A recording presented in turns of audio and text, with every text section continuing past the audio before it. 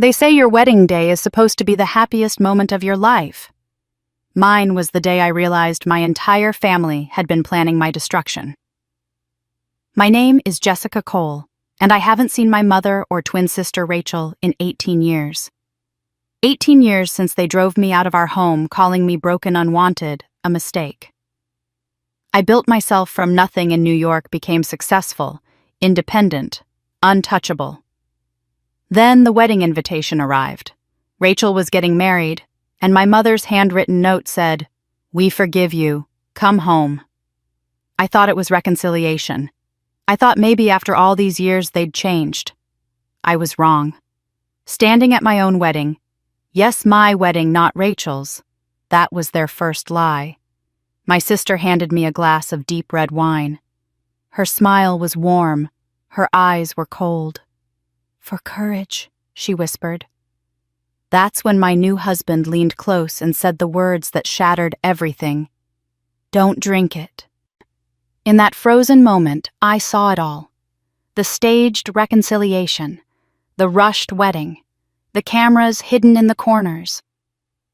My mother's satisfied smile, Rachel's anticipation. They weren't here to celebrate me. They were here to destroy me publicly, permanently, completely. But here's what they didn't know: my father, the only person who ever loved me, had spent his final years preparing for this exact moment. He left me weapons they never saw coming. What happened next at that wedding shocked an entire town and ended 2 lives forever. This is the story of how I survived my family's cruelest betrayal, and how I made sure they never hurt anyone again. Stay with me, because revenge isn't always bloody. Sometimes it's brilliant. My name is Jessica Cole, and I'm 36 years old now, a successful real estate agent in Manhattan with a corner office view and a life I built from absolute nothing. But this story doesn't begin in the gleaming towers of New York City. It begins in a small Midwest town on a freezing November night in 1988, when 2 baby girls entered the world 5 minutes apart, and only one of them was wanted. I don't remember being born, of course, but I've been told the story enough times by nurses, who whispered by neighbors, who pitied me, by my father in his quietest, saddest moments, that it feels like a memory carved into my bones. Rachel came first at 11:47 p.m., screaming and pink and perfect.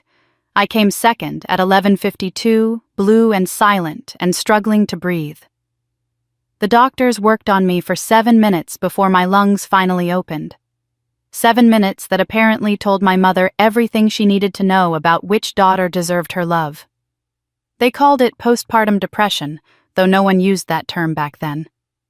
In our conservative little town in 1988, mothers who couldn't bond with their babies were simply viewed as ungrateful or cold. The hospital staff noticed, I'm sure. They must have seen how Margaret Cole cradled Rachel for hours, cooing and singing, while I lay in the bassinet beside her bed, untouched except when absolutely necessary for feeding or changing. But nobody intervened. Nobody asked questions. This was the era when family business stayed family business, when a mother's right to raise her children how she saw fit was unquestioned, even when it was cruel. By the time Rachel and I were 8 years old, the division between us was as clear as a canyon. I can still picture our bedroom. Rachel's side decorated with posters and stuffed animals, a white canopy bed with pink ruffles, everything a little girl could dream of. My side had a plain twin mattress, a gray blanket, and a single shelf with 3 books. Margaret bought Rachel new dresses for church every month. I wore hand-me-downs from church donation bins. When Rachel's birthday came, which was also my birthday, obviously Margaret would bake an elaborate cake decorated with Rachel's name in perfect frosting letters. My name was never on the cake, not once in 8 years. Rachel understood her power early, with the instinct of a child who knows she's favored and intends to keep it that way. She would wait until Margaret was nearby, then deliberately knock over my glass of milk at dinner or tear pages from my homework. Then she'd burst into tears, pointing at me, her voice high and wounded. "Jessica did it. She's being mean to me." and Margaret would descend on me like a storm, her face twisted with disgust, sending me to my room without supper, while Rachel received comfort and extra dessert. I learned quickly that defending myself only made it worse. Silence became my survival strategy. But there was one person who saw me. My father, Thomas Cole, was a quiet man who worked as an accountant for the county, a man who believed in order and fairness and decency. He never confronted Margaret about her treatment of me. I think he was terrified that pushing too hard would shatter the fragile illusion of our family entirely. But he found small ways to show me I mattered. After Margaret turned off the lights each night, I would lie in my narrow bed staring at the ceiling, feeling invisible. Then I'd hear the softest creak of my bedroom door opening. Dad would slip inside carrying a book and a flashlight. He'd sit on the edge of my bed and read to me in whispers fairy tales about brave girls who overcame impossible odds, stories about kindness rewarded and cruelty punished. "You're special, Jessica," he'd whisper, smoothing my hair back from my forehead. "Don't let anyone convince you otherwise." He taught me to write in beautiful cursive script, his hand guiding mine across the pages of a notebook he kept hidden in his study. He told me that words had power, that a strong mind and a kind heart were worth more than any amount of approval from people who didn't deserve to give it. And he said something I've never forgotten, words that became a kind of mantra in the dark years ahead. "Kindness is not weakness, Jessica. Remember that when the world is cruel, the cruelest people are often the weakest inside." I clung to those words like a lifeline. But even Dad's love couldn't fill the vast emptiness left by a mother who looked at me as if I were a mistake she couldn't correct, a sister who used me as a stepping stone to elevate herself. By age 8, I had already learned to make myself small, to move through our house like a ghost, to avoid drawing attention, because attention meant pain. One October evening, a week before our 9th birthday, I was supposed to be asleep, but I'd woken thirsty and crept downstairs for water. That's when I heard my mother's voice coming from the kitchen, low and urgent. She was on the phone with someone, and something in her tone made me freeze on the staircase, holding my breath. "I know," Margaret was saying, her voice shaking. "But if she ever finds out the truth, everything will collapse. Everything. Do you understand? The whole carefully constructed life I've built will come crashing down. Thomas doesn't know I know, and it has to stay that way." There was a long pause. "No, Jessica can never know. Neither of them can. It would destroy us all." My heart hammered so hard I thought she'd hear it through the walls. What truth? What was my mother hiding? I pressed myself against the banister, desperate to hear more, but Margaret's voice dropped too low. A minute later, I heard her footsteps approaching, and I scrambled back upstairs, diving into bed and pulling the covers over my racing heart. I lay awake for hours that night, my mind spinning. What secret was so terrible that knowing it would destroy our family? Was it about me? About Rachel? About Dad? The questions buzzed in my head like angry hornets, but I had no way to answer them. I was 8 years old, powerless, and trapped in a house where I was barely tolerated. 3 nights later, unable to sleep again, I snuck out of bed and tiptoed down the hallway. A sliver of light showed beneath the door of Dad's study. I pressed my eye to the crack between the door and the frame, and what I saw made my blood run cold. Margaret was standing in front of the family safe, the old black metal box built into the wall behind Dad's desk. She held a large manila envelope in her hands, sealed with red wax. Even from my limited view, I could see my name written across the front in thick black marker, Jessica Cole, Confidential. Margaret's hands trembled as she spun the safe's combination lock. It clicked open. She placed the envelope inside on top of stacks of papers and documents, then closed the safe with a heavy metallic thunk. She stood there for a long moment, her hand resting on the cold steel. Her head bowed as if in prayer or regret. Then she turned and walked toward the door. I ran. I flew back to my room on silent feet, threw myself into bed and squeezed my eyes shut, my heart threatening to burst through my ribs.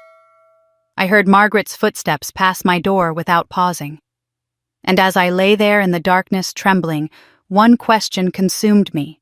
What was in that envelope with my name on it, and why was my mother so desperate to keep it locked away? 6 years passed, and that envelope in the safe became a silent obsession that shaped everything I did. By the time I turned 14, I had transformed myself into the kind of student teachers loved, and colleges noticed straight A's in every subject, perfect attendance, volunteer work at the local library, captain of the debate team. If I couldn't earn my mother's love, I decided I would earn my way out. Education became my escape route, and I pursued it with the desperate focus of someone who knew her survival depended on it. The state university offered a full scholarship program for exceptional students from low-income families, and I qualified on both counts. Despite living in a comfortable home, Margaret made sure I never had access to money, never had the clothes or opportunities that might signal prosperity. So I poured my soul into that scholarship application during the fall of my freshman year in high school. The essay prompt asked us to write about home, and I chose brutal honesty. I titled it "Finding Home in Homelessness," and wrote about what it meant to live under a roof with people who wished you didn't exist, about building a sense of belonging inside yourself when the world offered you none. I wrote about my father's whispered bedtime stories and how they taught me that home wasn't a place, but a feeling of being seen. I revised that essay 17 times until every word shone. The application was due November 15th. I sealed it in the envelope, addressed it carefully, and placed it on the hall table where we kept outgoing mail. Dad had promised to mail it the next morning on his way to work. I went to bed that night feeling something dangerous and unfamiliar hope. But Rachel had been watching. She always was. I didn't know until years later what she'd done, how she'd crept downstairs after everyone was asleep, carefully opened my envelope with steam from the kettle, and replaced my essay with 2 pages of obscene gibberish she'd typed on Dad's computer. She'd mimicked my writing style just enough to make it believable, filling the pages with profanity and bizarre, unhinged rants about hating my family and wanting to burn down the school. Then she'd resealed the envelope perfectly and put it back on the table.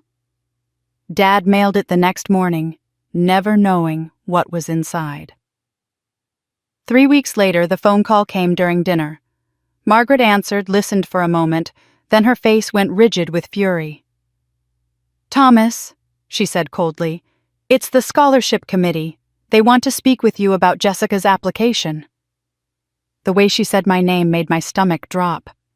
Dad took the phone into his study, and through the closed door I could hear his voice rising in confusion and distress. When he emerged 15 minutes later, his face was gray. "Jessica," he said quietly, "they read me your essay. They're appalled. They've disqualified you, and they're considering reporting this to your school principal." I felt the floor tilt beneath me. "What are you talking about? I wrote about finding home, about you, about—" He shook his head, devastated. "They read me what you submitted. It was filled with profanity and violent threats. They have it in writing, Jessica. Your handwriting on the envelope." I swore I hadn't written it. I begged him to believe me. But the evidence was damning, and even Dad's faith in me wavered when the committee faxed over a copy of what had been submitted. It looked enough like my handwriting to be plausible. Margaret stood in the doorway, arms crossed, her expression almost triumphant. "See, Thomas, I've been telling you for years. There's something deeply wrong with that girl, but you never wanted to believe me." From that day forward, Margaret's cruelty escalated from cold neglect to active destruction. She began openly favoring Rachel in ways that humiliated me publicly. At church, she would stand during testimony time and praise Rachel's kindness, her academic achievements, her beautiful spirit, while I sat in the pew, feeling hundreds of eyes avoid mine. She bought Rachel a new wardrobe for school while I continued wearing donated clothes that never quite fit. When neighbors asked about me, Margaret would sigh deeply and say something like, "We're doing our best with her, but some children are just troubled from birth." The town's gossip network did the rest. Within months, I was branded as the problem child, the troubled twin, while Rachel was the angel who had to endure having such a difficult sister. Rachel played her role perfectly. In public, she'd wrap her arm around me with false concern, telling people she worried about me constantly. In private, she'd whisper, "Nobody will ever believe you over me. You know that, right?" I stopped trying to defend myself. I stopped speaking unless spoken to. I made myself as small and invisible as possible, moving through our house and our town like a ghost that people looked through rather than at. The only person who never stopped believing in me was Dad, but I watched him deteriorate under the weight of our poisoned household. He developed a persistent cough that Winter complained of chest pains he dismissed as heartburn, grew pale and tired.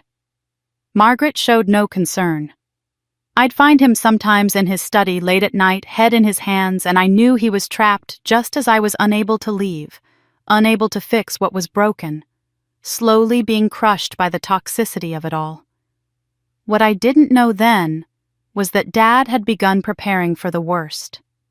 He'd started meeting with a young lawyer named Ethan Miller, a man who'd recently opened a practice in town. I never met Ethan during those meetings, never knew Dad was setting things in motion to protect me. Years later, Ethan would tell me what Dad said during their final meeting: "If anything happens to me, you protect her. No matter what it costs. Promise me." Ethan, confused but moved by the desperation in my father's eyes, had promised. It was a gray January morning 2 months after the scholarship disaster, when everything shattered completely. We were eating breakfast in tense silence, Margaret reading the paper, Rachel texting under the table, me pushing scrambled eggs around my plate. Dad reached for his coffee mug, then stopped. His face went white. The mug slipped from his fingers and shattered on the floor. He clutched his chest, gasping, and collapsed sideways out of his chair. I screamed. Margaret stood frozen, her face unreadable. Rachel started crying dramatic tears. I dropped to my knees beside Dad, grabbing his hand, begging him to hold on. His eyes found mine, and he tried to speak, but no words came. Just a look that said everything: "I'm sorry. I love you. Be strong." Then the paramedics were there lifting him onto a stretcher, and I watched through the window as the ambulance carried away the only person in the world who had ever truly loved me.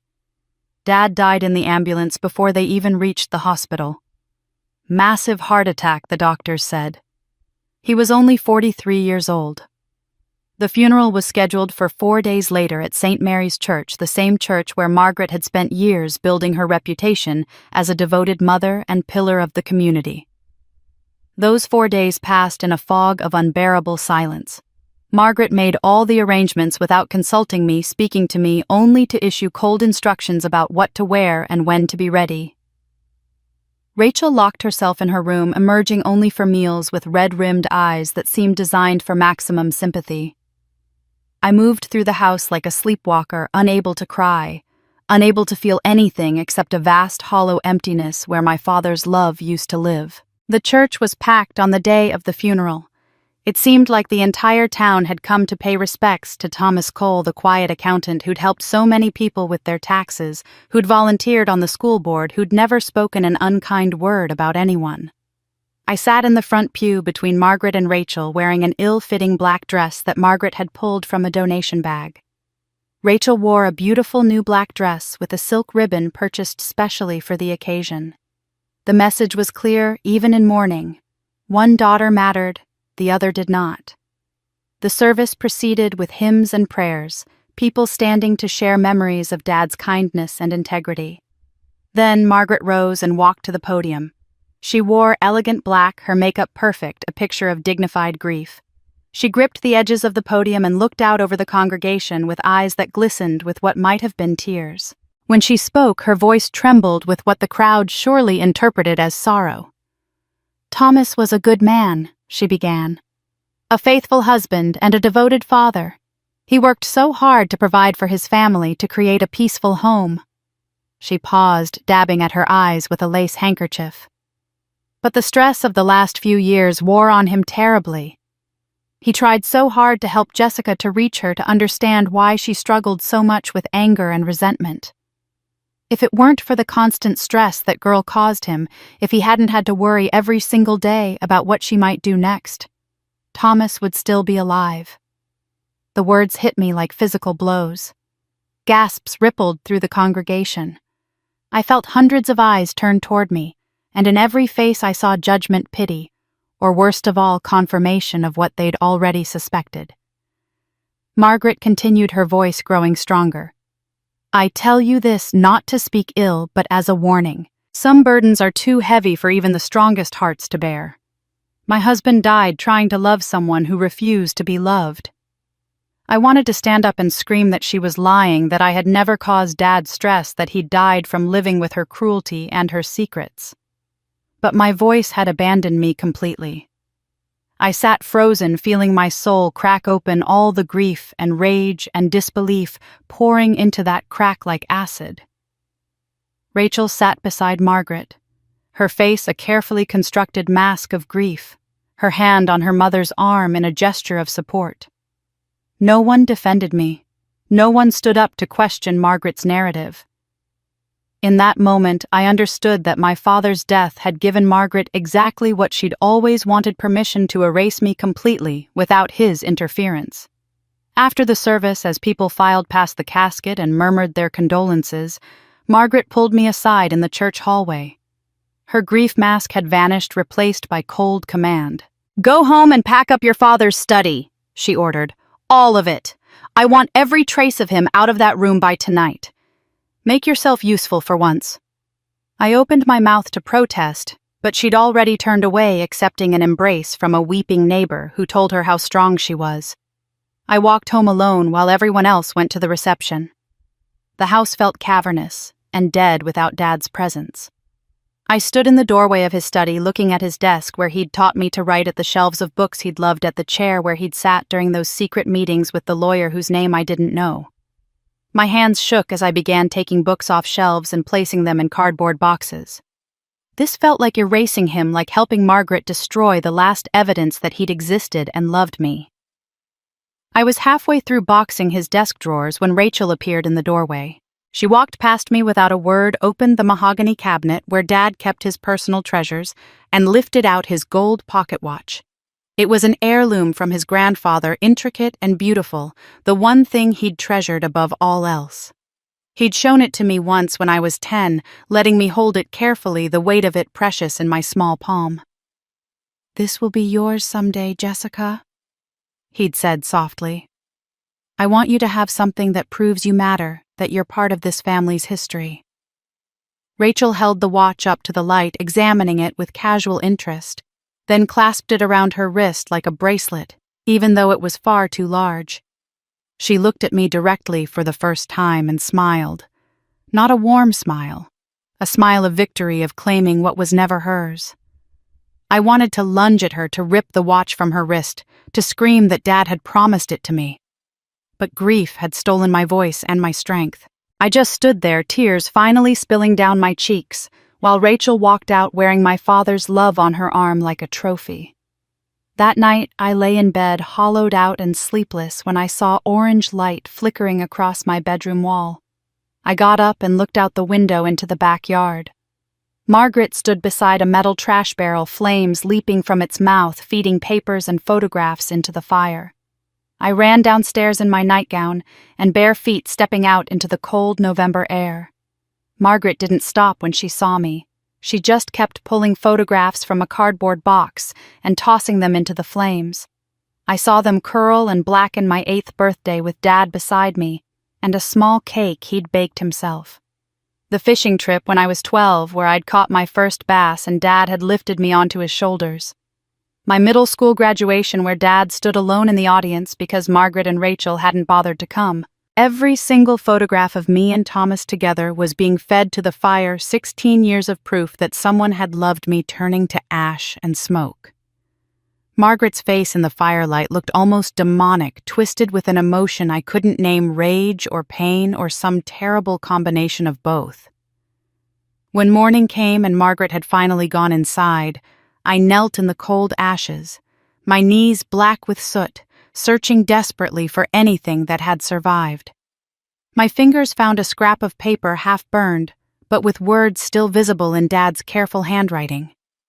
The paper was from a letter, the edges charred away, but I could make out one incomplete sentence. "If she ever finds out." The rest had been consumed by flames. I clutched that fragment to my chest and finally I wept. I kept that burned scrap of paper hidden in my pillowcase for the next 2 years, taking it out on the nights when I felt myself disappearing completely, reminding myself that Dad had loved me and that somewhere there was a truth Margaret desperately wanted hidden. Those 2 years were the longest of my life. I became a shadow in my own home, speaking only when spoken to, eating meals in silence, spending every possible hour at school or the library. Margaret and Rachel moved through the house as if I'd already left, discussing their plans and dreams without acknowledging my presence. On my 18th birthday, I woke to find a packed suitcase sitting outside my bedroom door. I carried it downstairs, knowing without asking what it meant. Margaret stood in the kitchen drinking coffee, her back to me. She didn't turn around when she spoke. "You're an adult now. You can leave." Her voice was flat, transactional, as if she were dismissing a servant rather than her daughter. "There's $300 in the front pocket. Don't come back." Rachel appeared in the doorway wearing pajamas, and I watched in disbelief as tears began streaming down her face. "I'm going to miss you so much," she said, her voice breaking in all the right places. And for one disorienting moment, I almost believed her. But then I saw the faint smile playing at the corners of her mouth, and I understood. This was her final performance, the grieving sister forced to say goodbye, a role she could play for years whenever anyone asked about me. I had nothing to pack beyond what Margaret had chosen for me, but I went back upstairs one final time to Dad's old study, now converted into Rachel's craft room. In the back of the closet behind boxes of fabric and ribbon, I found what I'd hidden there months ago, an unopened letter I'd discovered wedged between books in Dad's desk during that awful night when I'd packed up his belongings. The envelope was yellowed with age, sealed and marked in his handwriting, "For Jessica, open when you're ready." I'd been too afraid to open it then, too raw with grief. But now, being cast out with nowhere to go, I figured I was as ready as I'd ever be. I slipped it into my jacket pocket, picked up my suitcase, and walked out of that house without looking back. The bus station was a 15-minute walk through cold March drizzle. I sat on a wooden bench under the overhang, my suitcase at my feet, staring at the schedule board without really seeing it. I had $300 and no plan beyond getting as far away as possible. New York seemed like a good destination, a place big enough to disappear in where no one would know my name or my history. I was studying the ticket prices when a voice behind me said, "Jessica Cole." I turned to find a man in his late 20s standing there, tall and lean, with kind eyes and dark hair dampened by rain. He wore a suit under an overcoat, carrying a leather briefcase that marked him as professional, successful from a different world than mine. "I'm Ethan Miller," he said. "I'm a lawyer. Your father asked me to look out for you." The words didn't make sense. Dad had been dead for 2 years. How could he have known I'd need help today at this exact moment? Ethan must have seen my confusion because he continued gently. "He hired me before he died. Made me promise that if you ever needed anything, I'd be there. I've been keeping an eye on things. When I heard Margaret was forcing you out today, I thought you might be here." I should have had questions. I should have demanded explanations. But I was 18 and shattered and completely alone in the world, and this stranger was offering help in my father's name. So when Ethan said, "Let me give you a ride. I know someone in New York who can help you get started," I simply nodded and followed him to his car. The drive took 4 hours through steady rain that drummed on the roof and blurred the world outside into watercolor smears. Ethan was kind but maintained a professional distance, asking gentle questions about my plans and offering practical advice. He had a contact at a real estate firm in Manhattan, a woman who owed him a favor and needed an assistant. The pay was modest, but enough to cover rent in a shared apartment. He wrote down addresses and phone numbers, handed me an additional $500 from an envelope he said came from my father's estate, and when we finally pulled up in front of a brownstone in Queens, he gave me his business card. "If you ever need anything," he said, and I heard something in his voice I couldn't quite identify. Regret, maybe, or obligation. I took the card, thanked him, and watched him drive away, wondering what promise my father had extracted from this stranger and why. The years that followed were hard in ways that had nothing to do with money or survival, and everything to do with learning how to be human again. I worked relentlessly, first as an assistant, then studying nights for my real estate license, then climbing the ranks through sheer determination and the kind of work ethic that comes from having no life outside of work. By the time I was 36, I had everything I'd dreamed of as that invisible girl in the Midwest: a corner office with views of the Manhattan skyline, a modern apartment with floor-to-ceiling windows, financial independence that meant I'd never have to depend on anyone again. But I'd also built walls so high and thick that no one could scale them. I went on dates that went nowhere. I had colleagues but no real friends. I'd learned to protect myself so well that I'd locked myself in a prison of my own making, safe but utterly alone. I hadn't spoken to Margaret or Rachel in 18 years. I'd changed my phone number, moved apartments 3 times, built a life they couldn't touch. Then on a Tuesday in October, I came home to find an ornate, cream-colored envelope in my mailbox, my name written in elegant calligraphy. Inside was a wedding invitation on heavy cardstock embossed with gold: Rachel Marie Cole and Jonathan Pierce. Request the honor of your presence. But it was the handwritten note tucked inside that made my hands start shaking. The paper was Margaret's monogrammed stationery, and the words were written in her careful script: "Rachel is getting married. We forgive you. Come home." But at the bottom below Margaret's signature was another signature that stopped my heart. The letters were shaky, as if written by an unsteady hand, but unmistakable Thomas Cole. My father's signature. My dead father's signature, written in handwriting I'd know anywhere on a letter dated 3 weeks ago. I stared at that signature for 3 days, turning the card over and over in my hands, trying to find a rational explanation.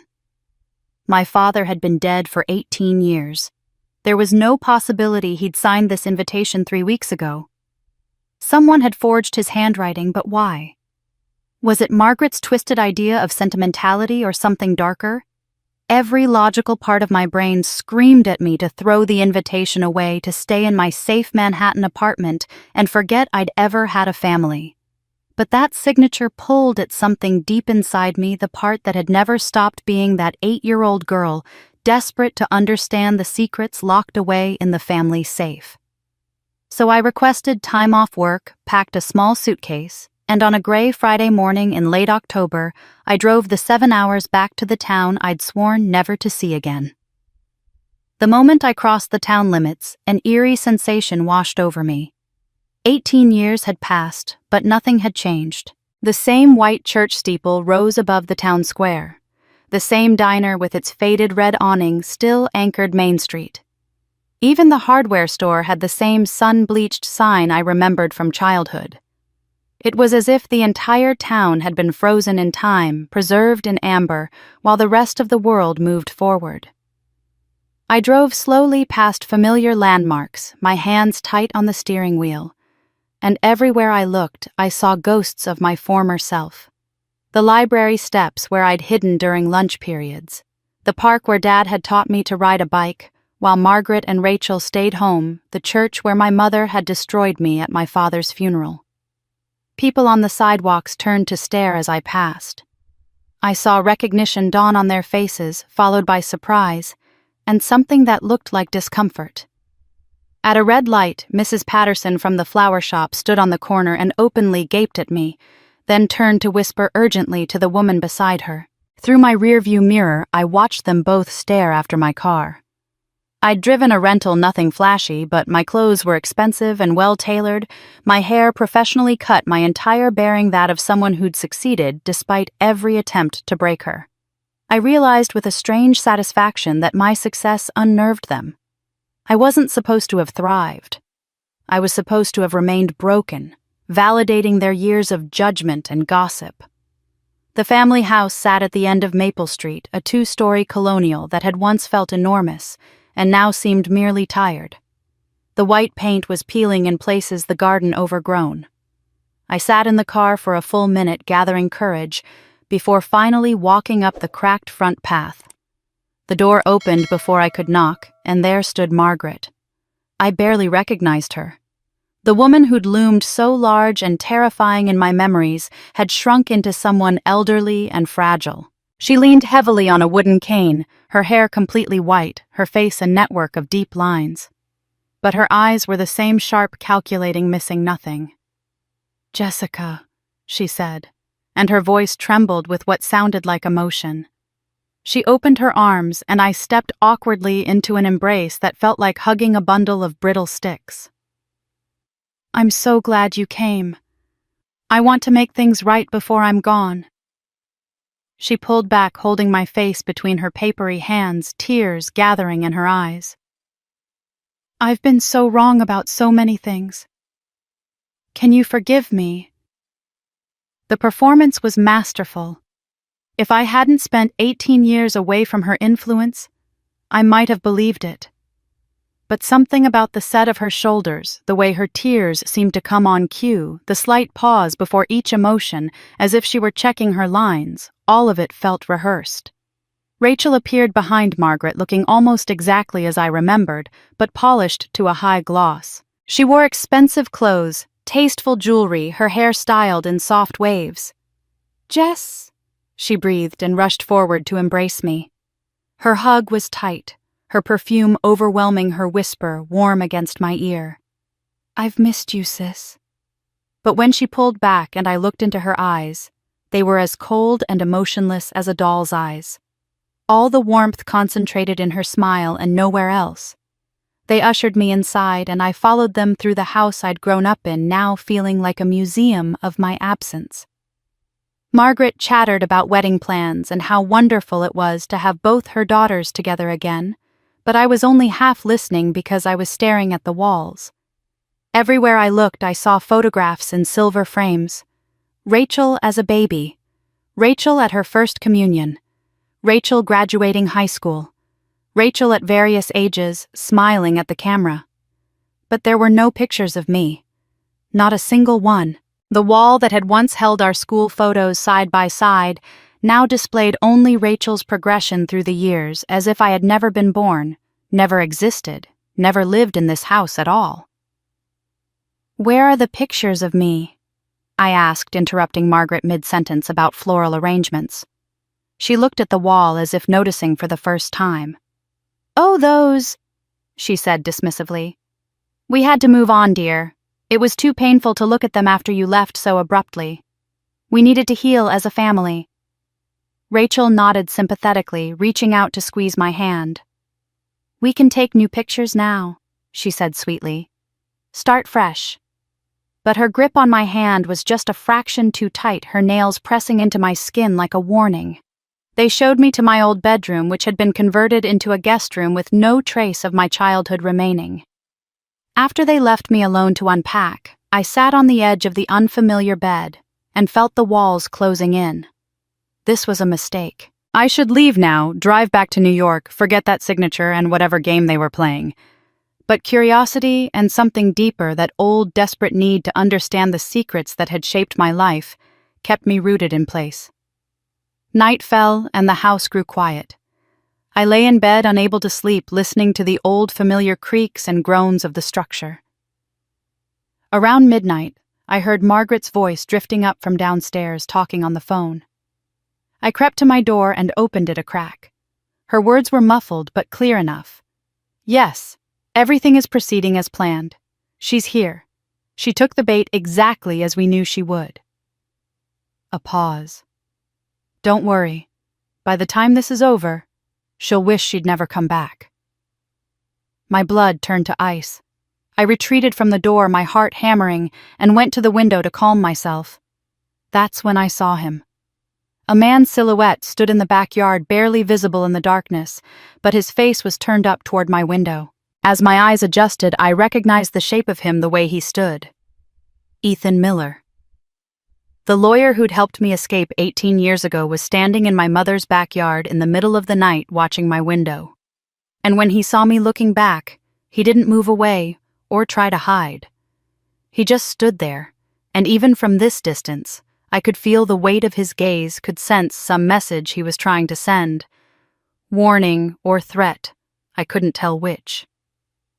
The next morning, Ethan called my hotel before I'd finished my coffee. "We need to talk," he said, his voice urgent but gentle. "Meet me at the lake in an hour."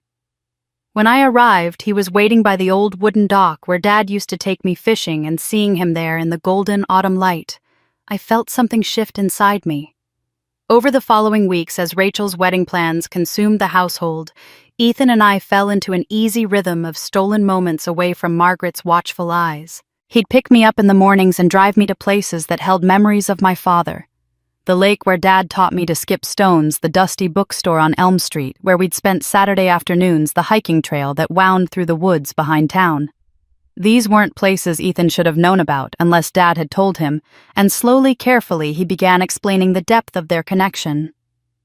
One afternoon at the bookstore, surrounded by the smell of old paper and coffee, Ethan told me about his own childhood. He'd been adopted at age 3 by a family that treated him more like a burden than a son, he said. His adoptive father was distant and critical, his adoptive mother overwhelmed and resentful. "I built myself from nothing," he said quietly, his fingers tracing the spine of a worn book. "Your father was the first person who saw potential in me instead of problems. He gave me my first job, paid for law school, treated me like I mattered. When he asked me to watch out for you, it wasn't just a professional obligation. It was personal." The vulnerability in his voice made my chest ache. Here was someone who understood what it meant to be unwanted, to have to earn your right to exist through achievement and perfection. We talked for hours in coffee shops, and during long walks sharing the stories of our broken childhoods, and I felt truly seen for the first time since Dad died. Ethan didn't pity me or treat me as damaged. He understood the particular loneliness of growing up in a house where love was conditional and arbitrary. When he looked at me, I didn't feel like the unwanted twin or the troubled daughter. I felt like Jessica, whole and worthy exactly as I was. 3 weeks after I'd arrived back in town, Ethan drove me to the lake at sunset. The water was glass smooth, reflecting orange and pink clouds, and we sat on the dock with our feet dangling over the edge. "I know this is fast," he said, turning to face me, his expression serious and tender at once. "I know we've only reconnected recently. But Jessica, I feel like I've been waiting my whole life to find you. Your father made me promise to protect you. But what I feel now has nothing to do with that promise. I love you. Will you marry me?" He pulled a simple diamond ring from his pocket, and I saw his hand trembling slightly. Tears streamed down my face as I said yes, not because I felt pressured or desperate, but because for the first time in my adult life, I felt like I'd come home to someone who chose me freely. When I told Margaret and Rachel that evening, their reactions were so enthusiastic, it should have raised immediate red flags. Rachel literally squealed, jumping up and down like a teenager, grabbing my hands and examining the ring with what appeared to be genuine delight. "This is perfect," she gushed. "Oh, Jess, I'm so happy for you. You have to let me be your maid of honor. Please, it would mean everything to me. We can finally be real sisters again." Margaret clasped her hands together, tears welling in her eyes, and said she'd prayed for this moment for our family to heal. Then she suggested, as if the idea had just occurred to her, that we hold the wedding at the family home. "Where everything began," she said softly. "Where your father would have wanted it. We could have the ceremony in the garden, just like he always dreamed." The mention of Dad made my resistance crumble. Maybe this was real. Maybe people could change. Maybe after 18 years they'd finally learned to love me. Rachel threw herself into wedding planning with almost manic energy, showing up at my hotel with fabric swatches and flower catalogs, talking excitedly about color schemes and guest lists. Margaret seemed to grow stronger with each passing day, her frailty disappearing as she moved through the house arranging details. I told myself their enthusiasm was genuine, that I was being paranoid that the girl who'd been rejected so completely was just unable to accept that she might finally be accepted. One afternoon, Ethan asked me to stop by his office to sign some paperwork. His practice occupied the second floor of an old brick building downtown, modest but professional. While he stepped out to take a phone call, I sat in his office surrounded by law books and framed diplomas. That's when I noticed the documents on his desk, partially visible under a folder. My name was printed at the top, Jessica Marie Cole. I pulled them out carefully and felt my stomach drop. Power of attorney forms. Property transfer agreements giving someone else control of assets I didn't even know I had. Life insurance beneficiary designation forms with blank spaces where names would go. Everything was prepared, formatted, ready to sign, but nothing was filled in yet. These weren't standard premarital paperwork. These were documents that could transfer complete control of my life to someone else. When Ethan returned, I asked him about them, trying to keep my voice casual. His expression flickered with something I couldn't read before he quickly shuffled the papers away into a drawer. "Just standard legal stuff we'll need to review together eventually," he said smoothly. "Premarital financial planning estate considerations. Nothing to worry about now. We'll sit down properly later and go through everything." But the air in the room had changed, grown heavy with something unspoken. The way he'd moved so quickly to hide those documents, the vagueness of his explanation, the fact that they'd been prepared before I'd even said yes to his proposal, all of it settled in my chest like a stone. I left his office feeling unsettled, but told myself I was overreacting, letting old paranoia poison something good. I went back to my hotel, ordered room service, and tried to focus on the happiness I'd felt just hours before. Around 9 that evening, someone slipped an envelope under my door. It was manila thick with no return address. Across the front, someone had written in urgent red marker, "Urgent, regarding Ethan Miller." My hands shook as I tore it open. Inside was a single document yellowed with age, the letterhead reading Thomas Cole, Personal and Confidential. It was a contract dated 20 years ago, just months before my father's death. The language was formal and legal, but the essence was clear. Thomas Cole had hired Ethan Miller for a specific purpose, paying him a substantial sum with more to follow, contingent on successful completion of protective services for Jessica Marie Cole, including but not limited to monitoring, intervention, and long-term guardianship as circumstances require. At the bottom were 2 signatures, my father's and Ethan Miller's. I read it 3 times, my mind spinning, trying to understand what this meant.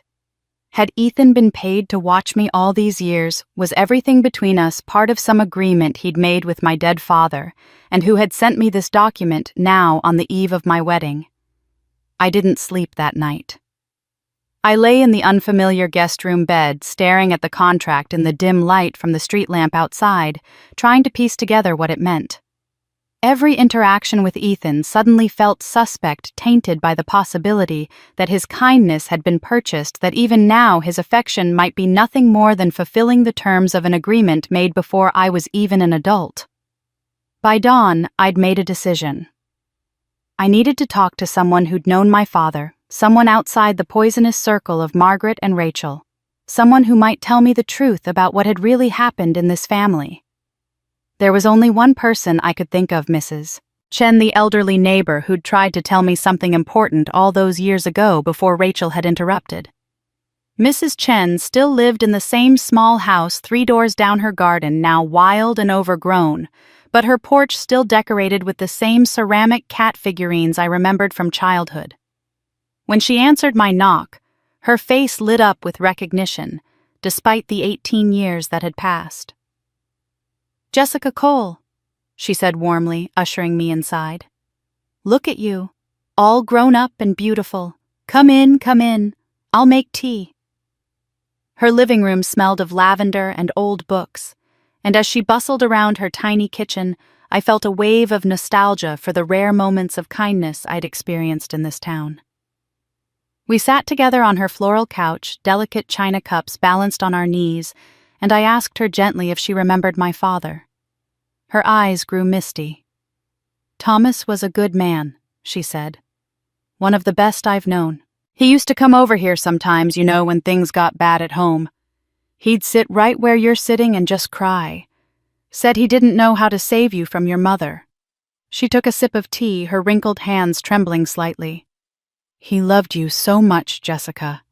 He wanted to take you away from Margaret. He told me she wasn't well after you girls were born, that something had broken in her mind and she couldn't bond with both of you. The phrase caught me off guard. You girls, I repeated slowly. Plural. Mrs. Chen looked at me with confusion, her cup pausing halfway to her lips. Well, yes, dear. You and Rachel. You were born on the same night. Don't you remember? The whole town was talking about it, Margaret having twins. It was quite an event in a place this small. The room seemed to tilt around me. Twins. Not adopted. Not a second child born a year later, as I'd always vaguely assumed from the way Margaret treated us so differently.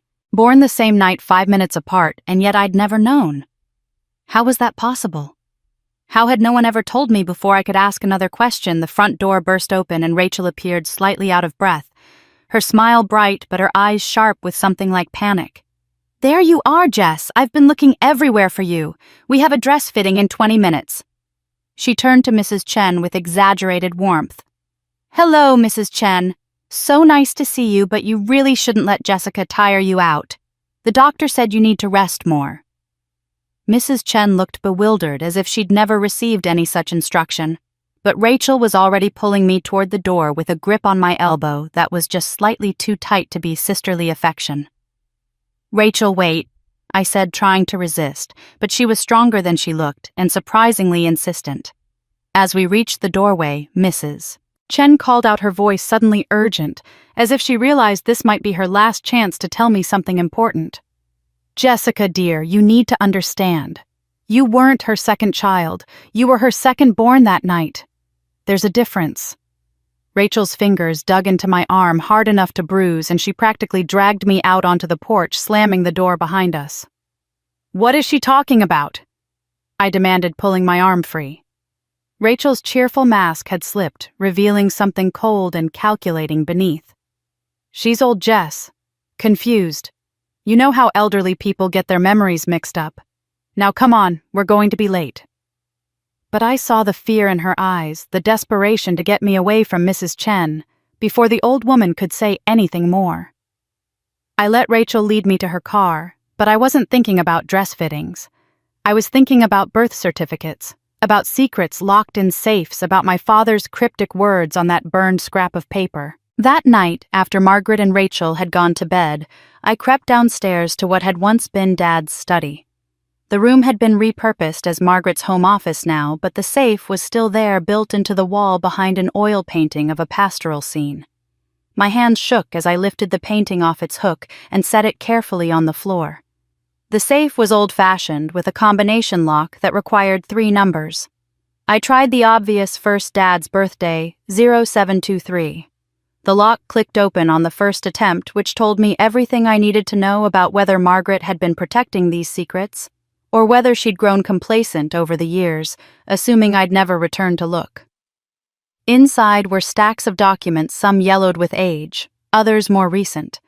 I pulled them out with trembling fingers, spreading them across the desk under the glow of the desk lamp. Property deeds, insurance policies. Margaret's medical records from years ago with words like severe postpartum psychosis and recommended psychiatric intervention. And then I found them 2 birth certificates, official documents, with the state seal embossed in gold. The first listed Rachel Marie Cole, born November 12, 1988, at 11:47 p.m. Mother Margaret Ann Cole, father Thomas James Cole, weight 7 pounds 2 ounces.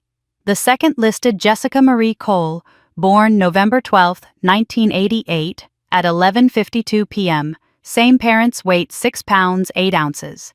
5 minutes apart. Twins. We were twins, and somehow no one had ever told me. Or rather, everyone had conspired to keep it from me, to let me believe I was something else. Something lesser. A second thought rather than a second birth. I stared at those certificates, my entire understanding of my identity crumbling and reforming. If we were twins, then Margaret's rejection of me had nothing to do with my being adopted or illegitimate, or any of the shameful scenarios I'd constructed in my mind over the years. She'd simply chosen one daughter over the other from the moment we were born for no reason, except that I'd emerged second and weaker. The cruelty of it was staggering in its arbitrariness.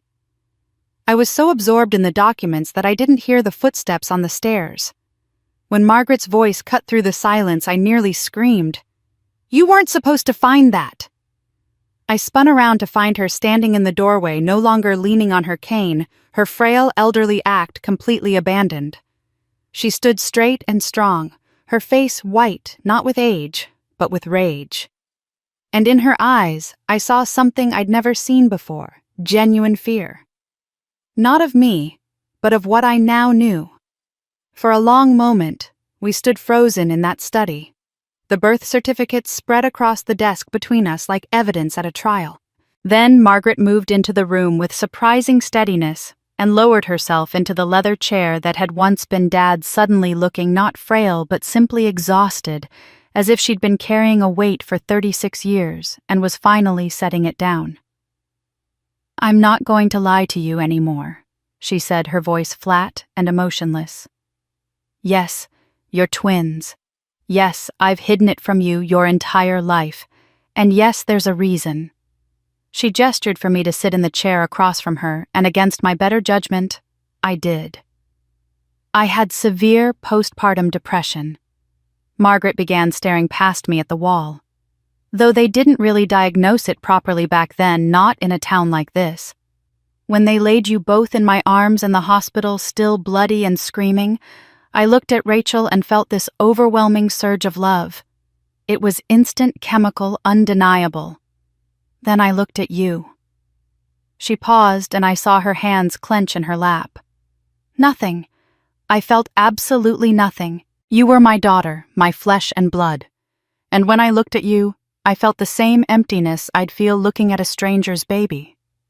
Then came the guilt for feeling nothing, and guilt turned into resentment. And resentment turned into something darker. Her eyes finally met mine, and what I saw there wasn't remorse exactly, but something closer to bitter confession. "Thomas loved you more because he pitied you. He saw you as the victim of my failure, which made him pour all his tenderness into you, which made me hate you even more. Every time he held you, every time he defended you, it was a reminder that I was broken, that I'd failed as a mother." I wanted to feel sympathy for her, wanted to understand that mental illness had shaped her cruelty, but all I felt was a cold, crystalline anger. "You tortured me for 36 years because you were sick and refused to get help," I said quietly. "You could have told me the truth. You could have gotten treatment. Instead, you let me believe I was unwanted because I deserved to be unwanted." Margaret didn't flinch. "Yes," she said simply. "I did. And now you know. What are you going to do about it?"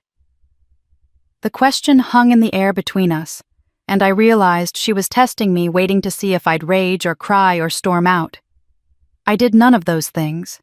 I carefully gathered the birth certificates, folded them, and put them in my pocket.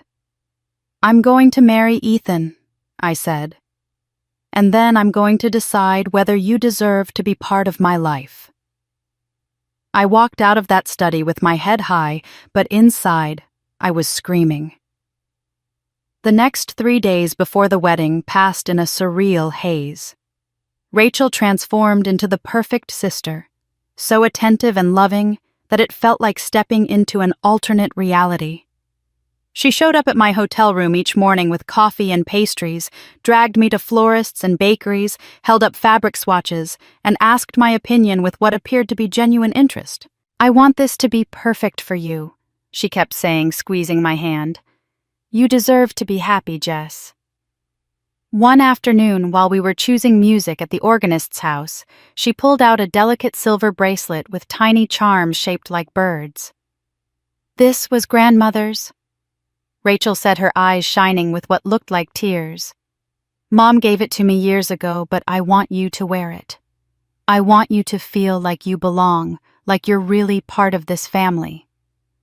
The gesture should have touched me, but something about the eagerness in her eyes, the slight tremor in her hands, as she clasped it around my wrist, made my skin crawl.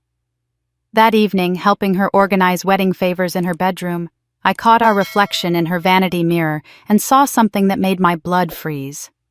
While I was bent over a box of ribbons, Rachel was watching me with an expression of cold, calculated satisfaction, like a chess player admiring a trap about to snap shut.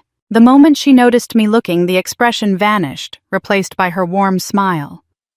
But I'd seen it. Whatever was happening here, whatever game was being played, I was a piece being moved into position. The night before the wedding, I was in my hotel room trying to calm my racing thoughts when Rachel knocked on my door. She wore a silk robe and carried a bottle of red wine with 2 glasses. "I thought we could have a sister moment," she said, sweeping into the room uninvited. "Tomorrow's going to be crazy. Let's just talk like we used to." We never used to talk, not really, but I didn't point that out. She poured 2 generous glasses of wine so dark it was almost black, the liquid thick and viscous as it slid from the bottle. "For courage tomorrow," she said, handing me a glass and settling onto the edge of my bed. I accepted the glass and we made awkward small talk about wedding details and weather forecasts, but I couldn't stop watching Rachel's face. Her eyes kept flicking to my wine glass with a kind of eager anticipation, like a child waiting to see if a prank would work. Every few seconds she'd lift her own glass to her lips, drinking deeply, watching me over the rim to see if I'd follow suit. Something was very wrong. I lifted the glass as if to drink, let the wine touch my lips, but didn't swallow. The taste was bitter and medicinal, nothing like wine should taste. Rachel's face lit up with satisfaction as she saw the glass tilt toward my mouth. "Drink up," she encouraged, her voice honey-sweet. "It's a special vintage. Mom's been saving it for years." That's when I knew for certain. I pretended to take a long sip, letting wine wet my lips, but keeping my throat closed, then smiled and set the glass down. "I should probably pace myself," I said. "Don't want to be hungover tomorrow." Disappointment flashed across Rachel's face, quickly masked. She stayed another 20 minutes, drinking her own wine and chattering nervously, clearly waiting to see some effect on me that never came. Finally, she hugged me goodnight, and the moment the door closed behind her, I ran to the bathroom and poured the remaining wine into the sink. It was thicker than wine should be, leaving a residue on the porcelain, and the smell that rose from it was chemical and wrong. I rinsed the glass thoroughly, my hands shaking, then sat on the bathroom floor with my back against the tub, trying to process what had just happened. My sister had tried to drug me the night before my wedding. The realization should have sent me running, should have made me pack my bags and flee back to New York. But a cold, hard determination was settling into my bones. They wanted to destroy me. Fine. I'd let them try. And then I'd destroy them first. That night I fell into an uneasy sleep and dreamed of my father. He stood in a church filled with shadows wearing the same suit he'd been buried in his face, sad and loving. "Jessica," he said, his voice echoing as if from very far away. "Don't drink anything they give you. Not the wine, not anything. They want you broken. They want you silent. But you're stronger than they know. I made sure of that." He started to fade, becoming transparent, and I tried to run to him, but my feet wouldn't move. "Dad, wait," I cried. "What do I do?" His voice came back one last time, barely a whisper. "Trust, Ethan. Trust the truth. And never forget kindness is not weakness." Then he was gone, and I woke with tears on my face, and the absolute certainty that tomorrow everything would either come together or fall catastrophically apart. The morning of my wedding dawned golden and impossibly beautiful, the kind of perfect autumn day that seems designed for ceremonies and new beginnings. I woke early in my hotel room, Dad's words from the dream still echoing in my mind, and dressed carefully in the ivory gown Rachel had helped me choose. It was elegant and simple, exactly what I would have picked for myself, which should have been reassuring, but somehow felt like another calculated move in a game whose rules I didn't fully understand.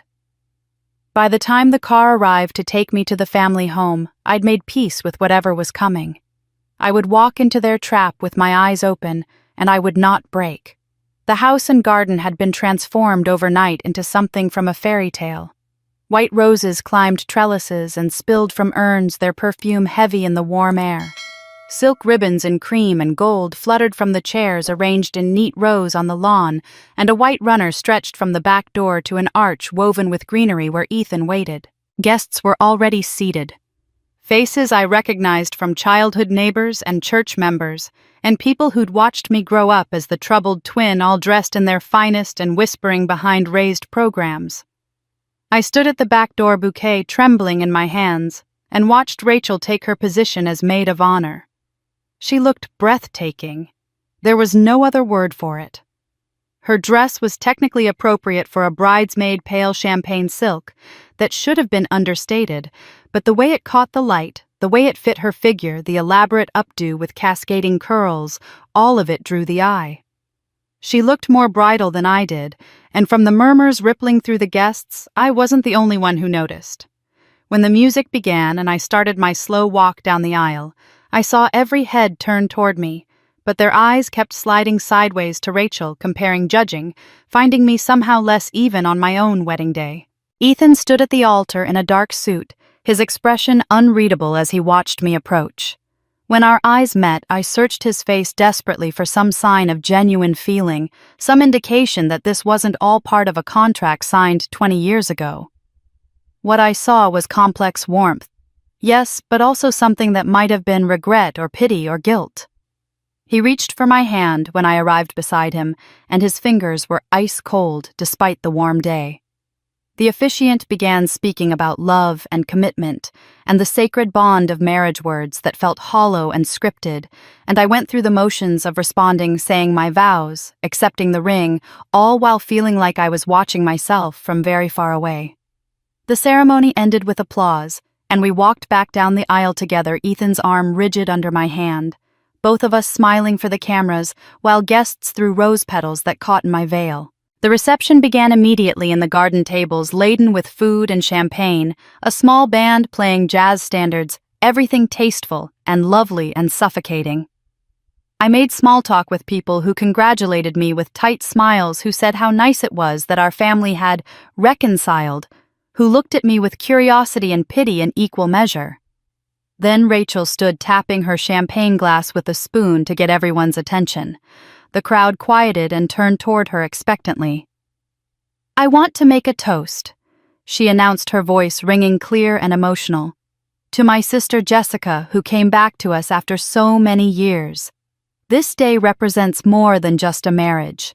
It represents second chances, healing, the power of family to overcome even the deepest wounds." She dabbed at her eyes with a napkin, her performance flawless. "Jessica, I know our relationship hasn't always been easy, but I want you to know that I love you.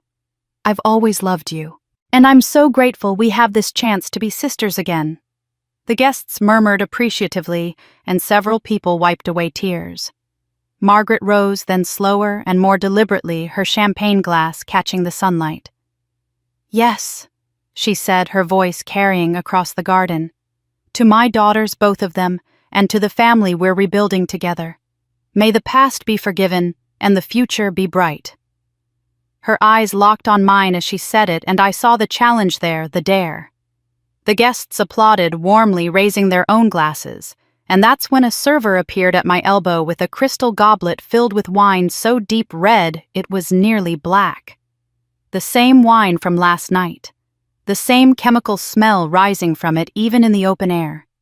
Everyone was watching me now, glasses raised, waiting for me to complete the toast. Margaret and Rachel stood with their champagne held high, their faces masks of expectation. I saw Margaret's tiny nod to Rachel, so subtle that anyone else would have missed it, but I caught it. This was the moment they'd been waiting for, the culmination of whatever plan they'd set in motion. I lifted the glass slowly, bringing it toward my lips, and saw Rachel's eyes light up with barely concealed excitement. The guests waited expectant, and in that suspended moment I made my choice. I touched the glass to my lips, but didn't let any liquid pass them, then lowered it slowly and smiled. "I'm so sorry," I said loud enough for everyone to hear. "I should have mentioned this earlier, but I can't drink. I'm pregnant." The lie came out smoothly, confidently, and for a moment there was stunned silence. Then the crowd erupted in cheers and congratulations, guests rushing forward to embrace me and Ethan, exclaiming about how wonderful it was, what a blessing, what perfect timing. Through the surge of well-wishers, I watched Margaret's face drain of color and go rigid as stone. Rachel's smile turned brittle and sharp, her knuckles white around her champagne glass. Ethan's hand found mine and squeezed hard, and when I glanced at him, I couldn't tell if he was supporting me or trying to anchor himself against his own shock. I excused myself a few minutes later, claiming I needed the restroom, and slipped away from the celebration into the cool dimness of the house. In the bathroom, I leaned against the sink and tried to steady my breathing, my reflection in the mirror showing a bride who looked haunted despite her careful makeup. When I emerged and made my way back toward the garden, I paused in the doorway, surveying the scene from a distance. That's when I noticed him, a man standing at the very back of the crowd, partially hidden by an oak tree, holding a professional video camera. He wasn't the videographer Rachel had hired, wasn't anyone I recognized. He was filming everything with careful precision, and when he noticed me watching him, he lowered the camera and gave me a slow, deliberate nod. Not a greeting. An acknowledgement. A message. I stood frozen, trying to understand who he was and what that nod meant when Rachel appeared at my elbow and linked her arm through mine with false warmth. "There you are," she said brightly, but her fingers dug into my arm like claws. "Come on, they're about to cut the cake." Rachel steered me back toward the reception with a grip that left marks, her smile never faltering even as her nails bit into my skin. The afternoon had taken on a dreamlike quality, everything too bright and too loud, guests laughing and dancing while I moved through them, feeling like a ghost at my own wedding. The three-tiered cake sat on a table draped in white linen, decorated with sugar flowers that matched my bouquet, and everyone gathered around with cameras ready as Ethan and I posed with the knife. His hand covered mine as we made the ceremonial first cut, and I felt him trembling, or maybe I was the one shaking. We fed each other small bites while people applauded, and the sweetness of the frosting tasted like ashes in my mouth. As the crowd dispersed and the band struck up another song, Ethan leaned close to my ear, under the pretense of kissing my cheek. "We need to talk," he whispered urgently. "Now. Alone." Without waiting for my response, he took my hand and led me through the crowd, nodding and smiling at guests who called out congratulations until we reached the house. He pulled me into Dad's old study, the same room where I'd discovered the birth certificates just days ago, and closed the door firmly behind us. The sounds of the party became muffled, distant, and in the sudden quiet I could hear both our breathing fast and shallow. "The wine was drugged," Ethan said without preamble, his face grave and urgent. "Sedatives. Enough to make you incoherent, unstable, emotional in front of all these people. I heard them planning it last night." He ran his hand through his hair, disrupting the careful styling. "I came to the house late to drop off some documents, and I heard Margaret and Rachel in the kitchen. They were laughing about how you'd humiliate yourself, how everyone would see you fall apart, how they could use the footage to have you declared mentally incompetent." The words hit me like physical blows, even though some part of me had already known. "Footage," I repeated slowly. "The man with the camera." Ethan nodded grimly. "They hired him specifically to document your breakdown.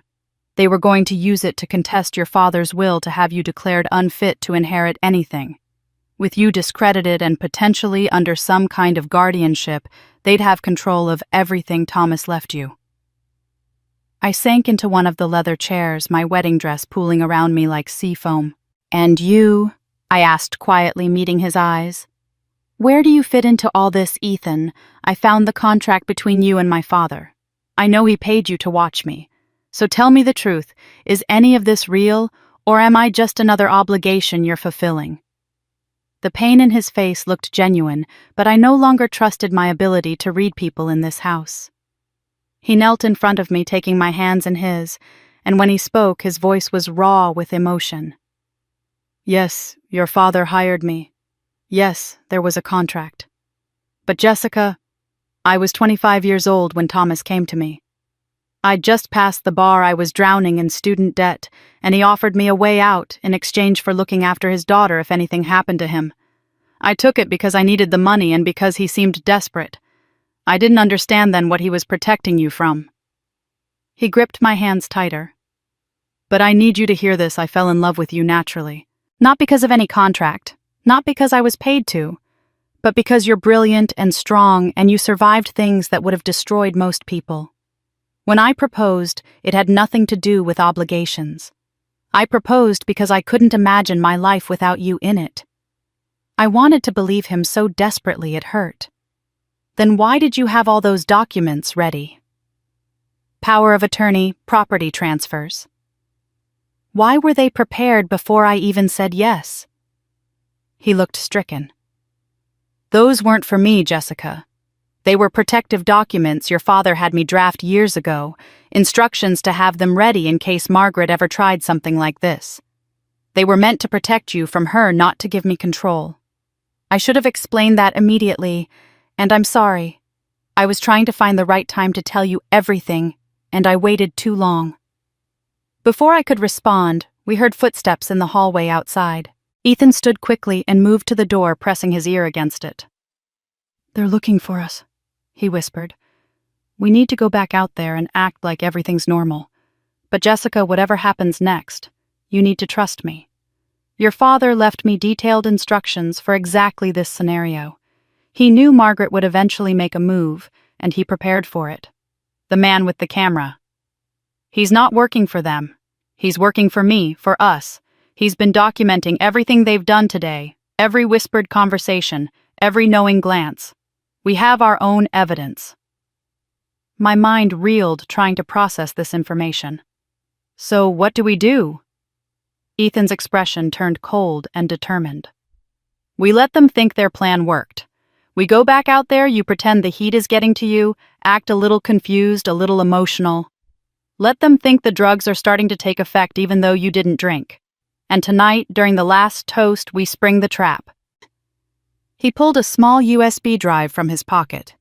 "Everything your father documented about Margaret's abuse, her postpartum psychosis diagnosis, that she refused to treat the psychological evaluations he secretly commissioned, all of it. Plus, everything we've recorded today. We're going to expose them in front of everyone, and we're going to make sure they can never hurt you again." I stood slowly, my legs unsteady, and smoothed down my dress. "My father really planned all this." Ethan nodded. "He loved you more than anything, Jessica. He spent his last years making sure that even after he was gone you'd have protection. He knew he couldn't save you while he was alive without destroying the family completely. But he made sure you'd have the weapons you needed when the time came." He offered me his arm. "Are you ready?" I took his arm, feeling something hard and fierce settling in my chest. "I've been ready for 36 years. What do I We walked back out into the golden afternoon light, and I let myself stumble slightly on the threshold. Rachel was there immediately, her concern theatrical and overdone. "Jessica, are you okay? You look pale." I pressed my hand to my forehead. "Just a little dizzy, the heat maybe, and all the excitement." I saw Margaret watching from across the lawn, her eyes sharp and assessing, and I gave her a wan smile that I hoped looked like the beginning of confusion. Rachel guided me to a chair in the shade, bringing me water, fussing over me with exaggerated worry, while guests looked on with sympathy. And through it all, I saw the man with the camera recording everything, capturing every false gesture of concern, every calculated move. The trap was set on both sides now. We just had to wait for it to spring. The afternoon wore on with agonizing slowness, as I played my part, allowing myself to appear increasingly disoriented and emotional. I stumbled over my words when people spoke to me, let my eyes go slightly unfocused, touched my forehead as if dizzy. Rachel hovered nearby with false concern, offering me water and suggesting I sit down, and each time I saw the gleam of satisfaction in her eyes. Margaret watched from a distance with the patience of a spider waiting for prey to exhaust itself in the web. The guests began whispering, exchanging worried glances exactly as Margaret and Rachel had planned. By the time the sun began its descent toward the horizon and the reception moved into its final hour, I could feel the collective judgment settling over me like a shroud. Poor Jessica, always so troubled even on her wedding day. She can't hold it together. As dusk fell, strings of lights came on throughout the garden, transforming it into something magical and unreal. The band announced the final dance, and Ethan held me close as we swayed to music. I barely heard his lips at my ear, whispering, "Soon. Just hold on a little longer." When the song ended, Margaret rose from her seat at the head table and tapped her champagne glass for attention. The crowd quieted, turning toward her expectantly. "Before we conclude this beautiful evening," she announced, her voice warm and maternal, "I'd like to make one final toast to the bride and groom and to share some words about family and forgiveness." But before she could continue, the garden lights suddenly cut out, plunging us into darkness broken only by the glow of candles on the tables. Gasps rippled through the crowd. Then a mechanical whir filled the air, and I saw the white projection screen that had been set up for the photo slideshow descending from where it had been rolled up near the house. A projector flickered to life, casting a pale rectangle of light onto the screen, and then Margaret's voice rang out through speakers hidden in the garden, crystal clear and unmistakable. "Jessica was born wrong." The words hung in the darkened garden like an accusation. Margaret's recorded voice continued clinical and cold. I couldn't bond with her. When they laid both babies in my arms, I looked at Rachel and felt love. I looked at Jessica and felt nothing. Less than nothing. I saw my own weakness, my failure as a mother reflected back at me in her eyes. I needed her gone. Rachel was my chance to get it right, my perfect daughter, my redemption. I molded Rachel to be everything Jessica couldn't be, and every time Jessica excelled at something, every time she tried to earn my love, it was a reminder that I was broken. The crowd sat in stunned silence. On the screen, text appeared showing the date and source. Dr. Patricia Newman, licensed therapist, session recorded May 1992 with patient consent for legal documentation purposes per Thomas Cole's request. I heard chairs scraping as people turned to stare at Margaret, who sat frozen at her table, her face white in the candlelight. The recording continued with another clip, this one more recent, the audio quality clearer. "The sedative will work, Mother. I've tested the dosage." Rachel's voice now unmistakable, sharp with calculation. "She'll drink it during the toast, and within 20 minutes she'll be incoherent, emotional, probably crying or saying inappropriate things. Everyone will see what we've always known: she's damaged, unstable, unfit. James will capture it all on video. Then we'll have grounds to contest the will, maybe even pursue guardianship. With her declared incompetent, we'll finally have full control of the estate and she'll be out of our lives forever." Margaret's voice responded cold and satisfied. "And Ethan? What about the lawyer?" Rachel laughed, a sound like breaking glass. "He doesn't know anything. He thinks he's protecting her, but we've been 3 steps ahead of him the whole time. By tomorrow, Jessica will be ruined, and everything Thomas tried to leave her will be ours."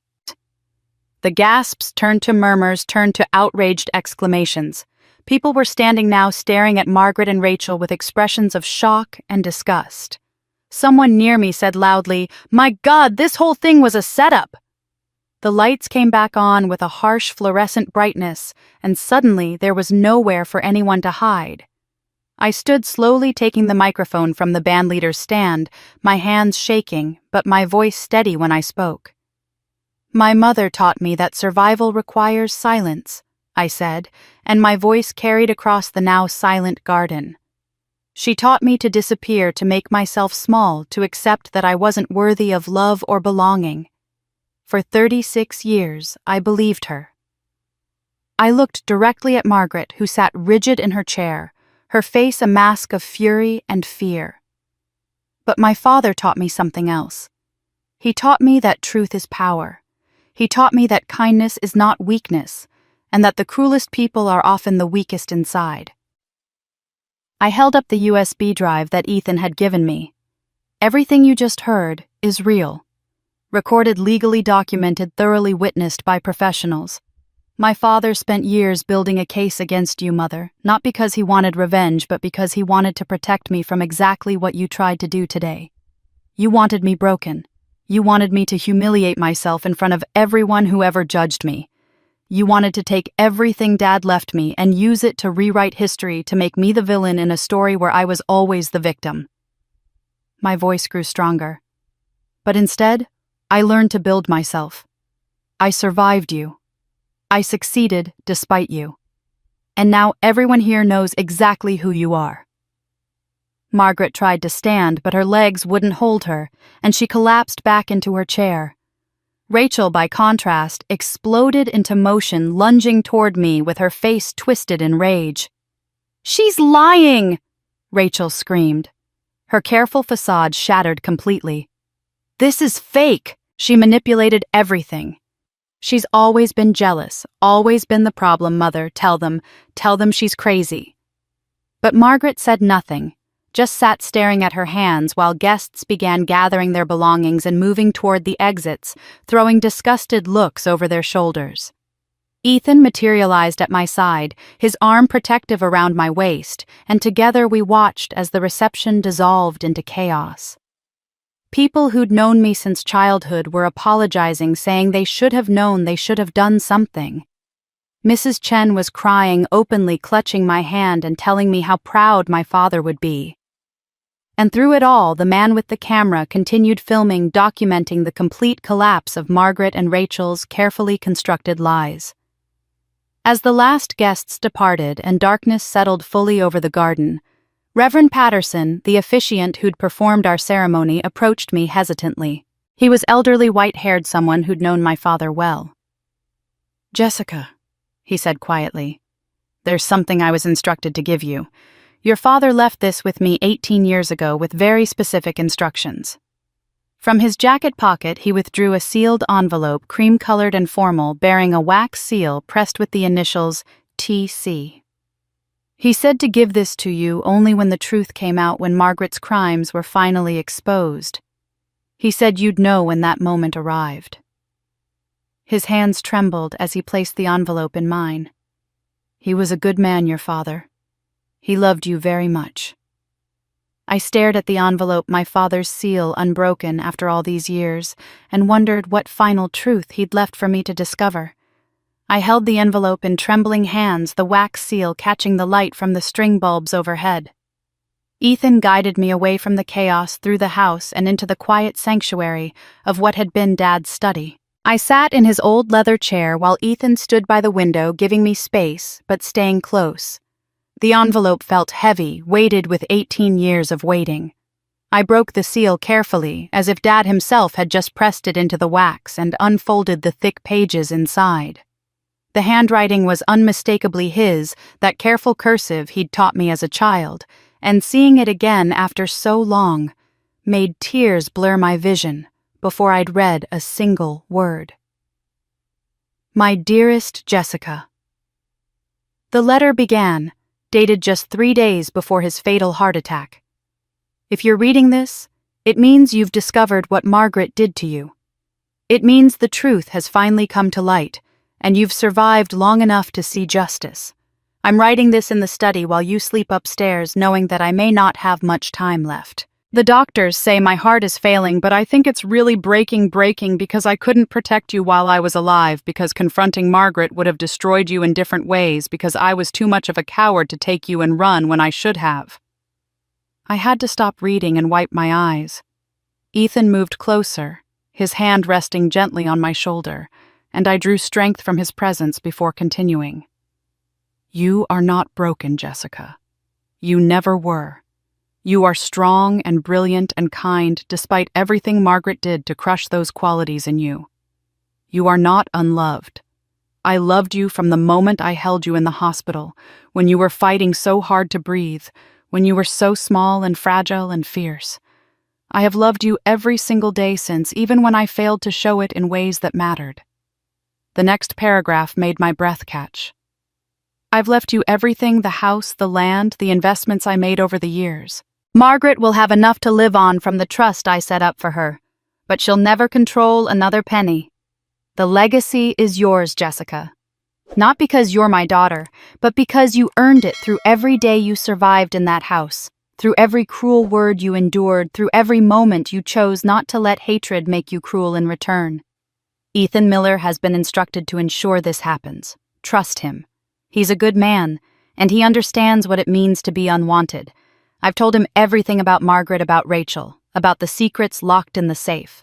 When the time comes, he'll help you claim what's rightfully yours.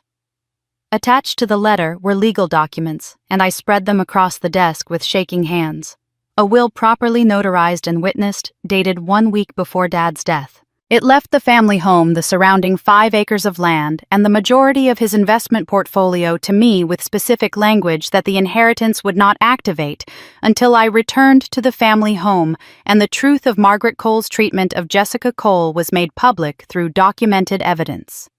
Ethan was named as executor and trustee, legally bound to maintain secrecy about the inheritance until those conditions were met. There were additional pages detailing Margaret's psychological evaluations that Dad had commissioned, secretly documentation of her refusal to seek treatment for postpartum depression, written accounts of her abuse witnessed by neighbors and family friends who'd signed affidavits. The wedding, I breathed understanding flooding through me. Margaret and Rachel knew about the will. They were trying to discredit me before I could claim any of it. Ethan nodded grimly. Your father was brilliant. He knew Margaret would eventually make a move when you came back, and he made sure that her attempt to destroy you would be the very thing that triggered your inheritance. The public exposure was the key. That's why I had to wait, why I couldn't just tell you everything immediately. The legal conditions had to be met exactly as Thomas specified. A sound from the doorway made us both turn. Rachel stood there, no longer the poised maid of honor, but something wild and broken, her expensive dress torn at the shoulder, mascara streaking her face. You stole everything, she said, her voice raw and shaking. You were never supposed to matter. You were supposed to disappear, to stay gone, to let us have what should have been ours. She moved into the room unsteadily, and I saw Margaret behind her looking ancient and defeated. Rachel, don't, Margaret warned, but Rachel shook her off violently. No, I'm done protecting you, done playing the perfect daughter while she gets everything. She whirled on me, her face contorted with decades of suppressed rage. Do you know what I sacrificed for you? For this family, Mother promised me that if I helped her, if I made your life hell, if I drove you away and kept you away, that everything would be mine. The house, the money, the respect. She said I was the chosen one, the daughter who deserved it all. Margaret reached for Rachel's arm, trying to pull her back, but Rachel yanked away with surprising strength. I tortured you for her. Rachel screamed at me, and the anguish in her voice was real and terrible. I destroyed pieces of my own soul every time I hurt you, every time I lied about you, every time I watched you suffer and did nothing. I had nightmares about the things I did to you. I hated myself. But Mother said it was necessary, said you were the enemy, said that if I didn't do it, she'd stop loving me too. She was sobbing now, her whole body shaking. I did everything she asked, became everything she wanted, and for what? You still won. You always win by just existing, by surviving. I destroyed myself trying to destroy you, and it was all for nothing. The rawness of her confession stunned everyone in the room into silence. For the first time in my life, I saw Rachel not as my tormentor, but as another one of Margaret's victims, a girl who'd been weaponized against her own sister and had paid a price I was only beginning to understand. Margaret looked smaller, somehow diminished, as if Rachel's words had stripped away the last of her power. Rachel, she said quietly, that's enough. But Rachel wasn't finished. She moved closer to me, her eyes wild and red-rimmed, and when she spoke next, her voice dropped to barely a whisper, meant only for me, but loud enough that Ethan could hear. You want to know the real secret, the one Dad kept locked away. He's not your father. That's what the envelope in the safe was about. That's why Mother hated you so much. You're not even a Cole. The words hung in the air like poison, and I felt the ground tilt beneath me as Rachel smiled through her tears, a broken, bitter smile that held 18 years of resentment. "Ask her," Rachel said, pointing at Margaret. "Ask her who your real father is and why she could never look at you without seeing her own shame." Rachel's words echoed in the silent room, each syllable like a stone thrown into still water, the ripples spreading outward until they touched everything I thought I knew about myself. Margaret stood in the doorway, her face gray and drawn, and I waited for her to deny it, to call Rachel a liar, to do anything except stand there in guilty silence. But she said nothing, and that silence was its own confession. Rachel laughed, a sound scraped raw with hysteria, then pushed past Margaret and disappeared into the darkened house. I heard a door slam somewhere upstairs, then nothing but the distant sound of the cleanup crew dismantling what remained of my wedding reception.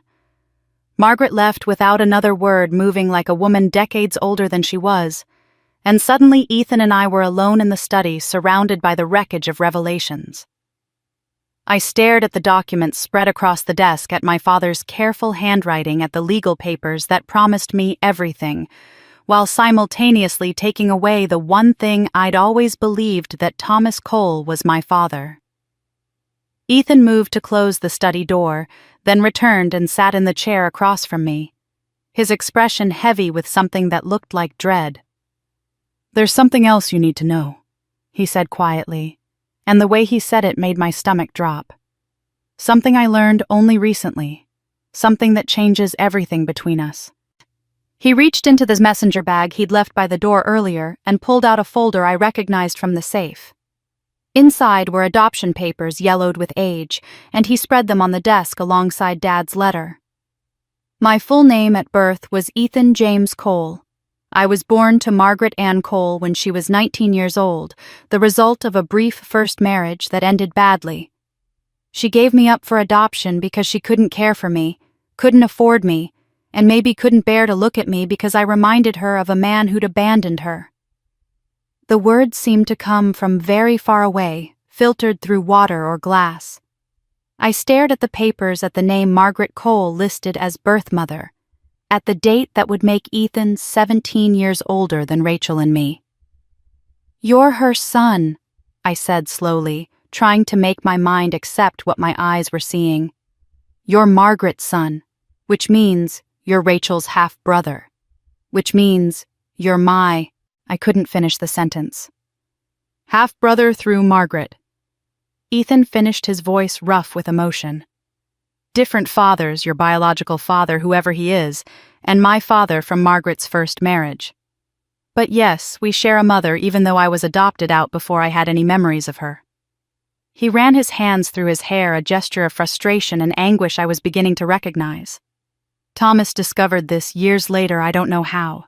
Maybe he hired an investigator, maybe Margaret told him in a moment of weakness. But when he found me, when he hired me, he never told me the truth about the connection.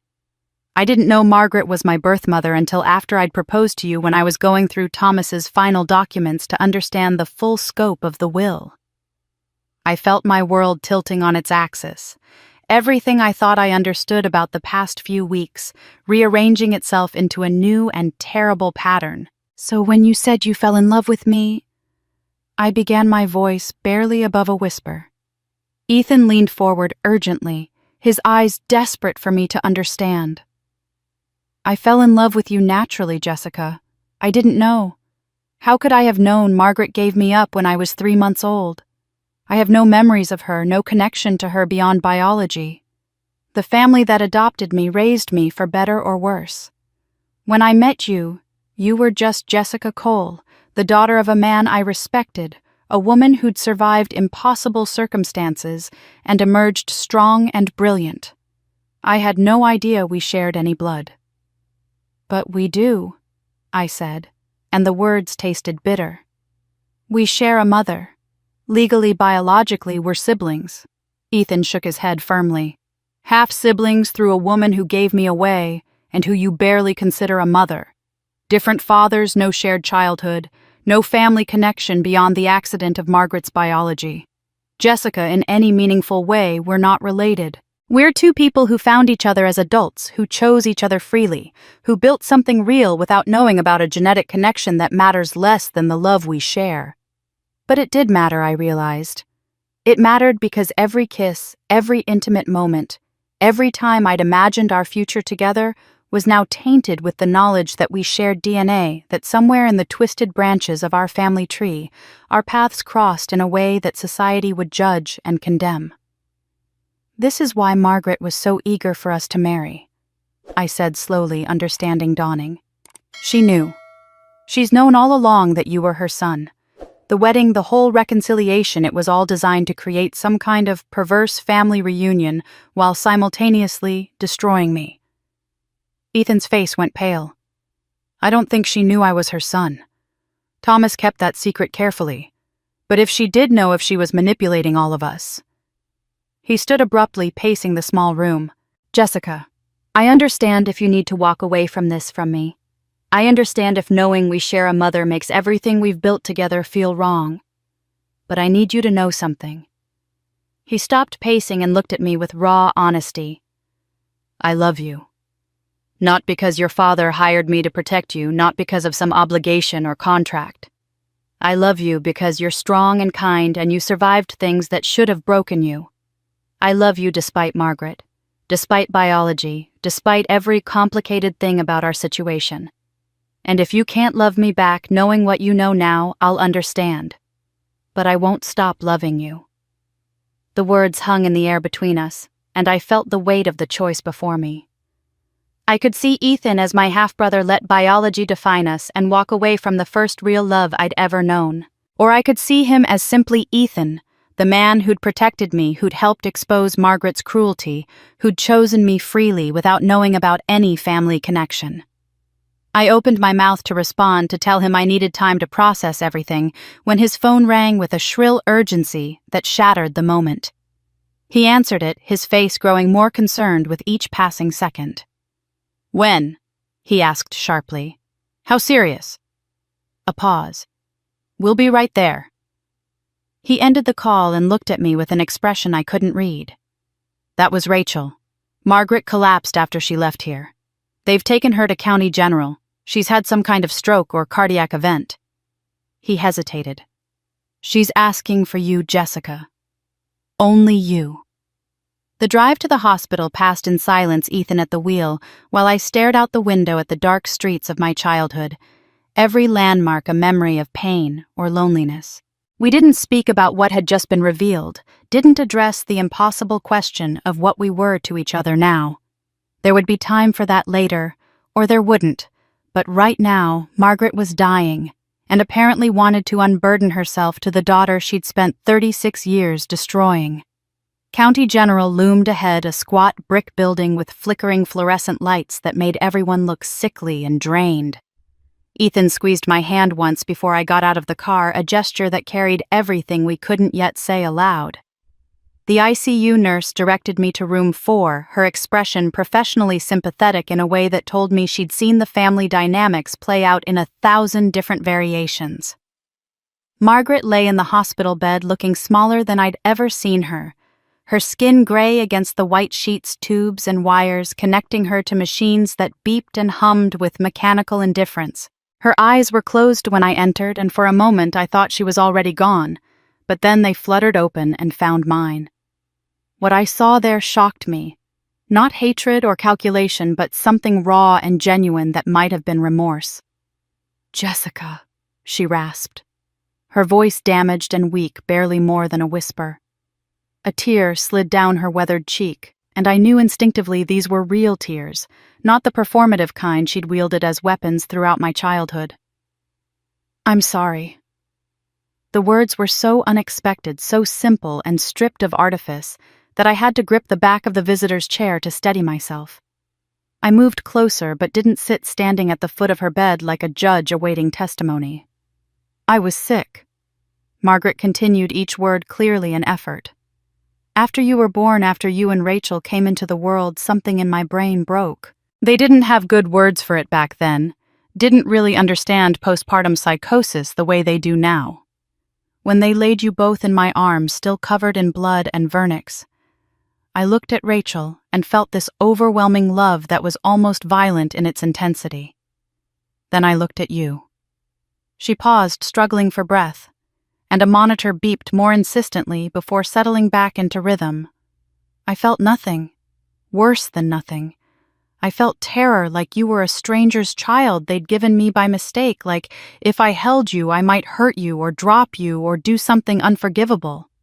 The nurses thought it was normal new mother anxiety, but it wasn't. It was the beginning of something that would poison everything. I wanted to interrupt to tell her I didn't need her explanations or excuses, but something kept me silent. Maybe it was the knowledge that this might be the only chance I'd ever have to understand the woman who'd shaped my life through her absence of love. Margaret's eyes drifted closed again, and when she continued, it was as if she were speaking to herself as much as to me. The nothing turned into guilt. How could I not love my own daughter? What kind of monster was I? And the guilt turned into resentment, then into rage, but not at you, Jessica. At myself. At my own failure and brokenness. But you were there, this constant reminder of my inadequacy, and Thomas loved you so much because he saw what I couldn't. Every time he held you, every time he defended you, it was proof that I was the broken one, not you. So I made you carry my shame. I made you the monster so I wouldn't have to be.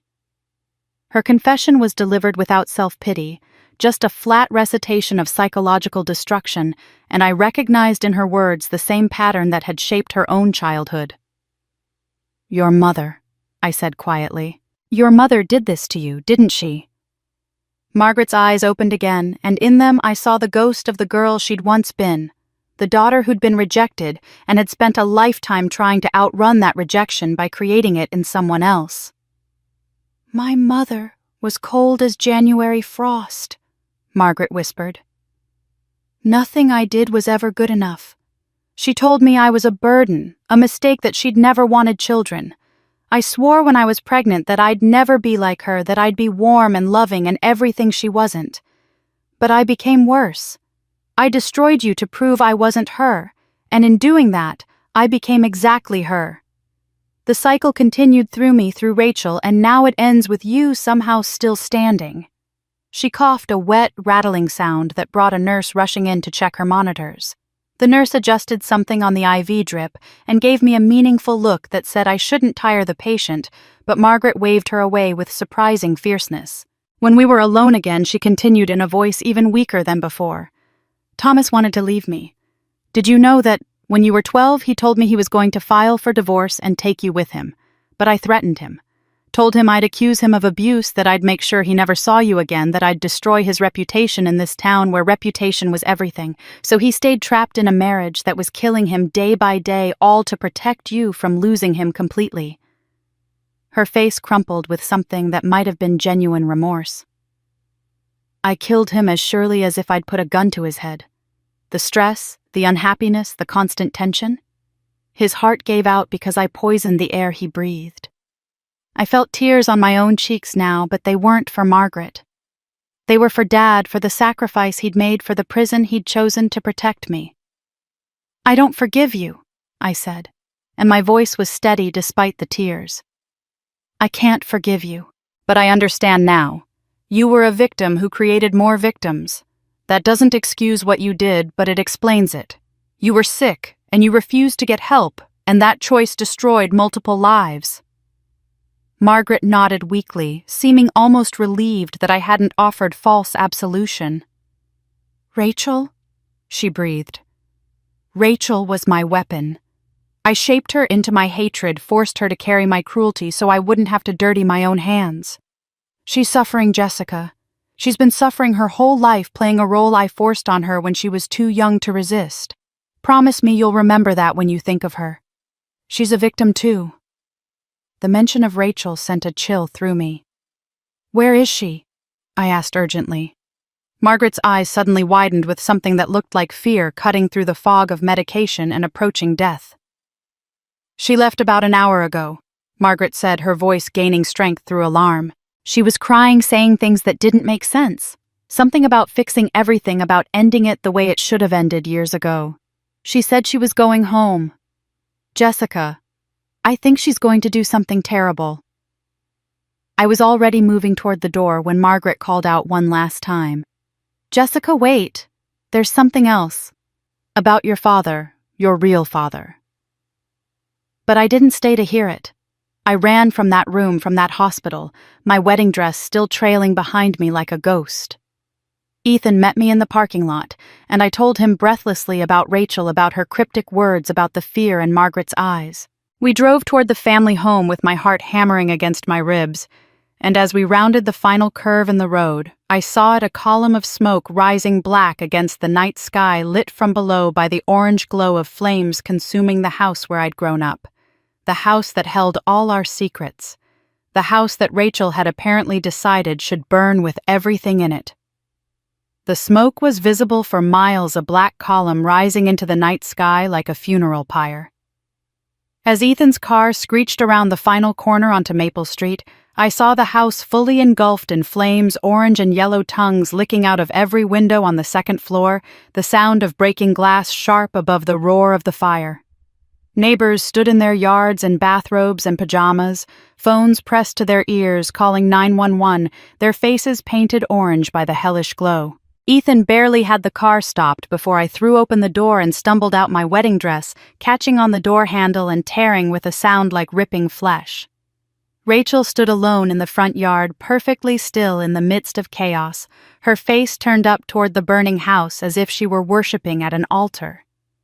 She still wore her champagne bridesmaid dress, now streaked with soot and grass stains, and in her right hand she held a red gasoline can that dangled loose and empty at her side. She looked serene, almost peaceful, as she watched our childhood home being consumed by flames she'd set with her own hands. "Rachel!"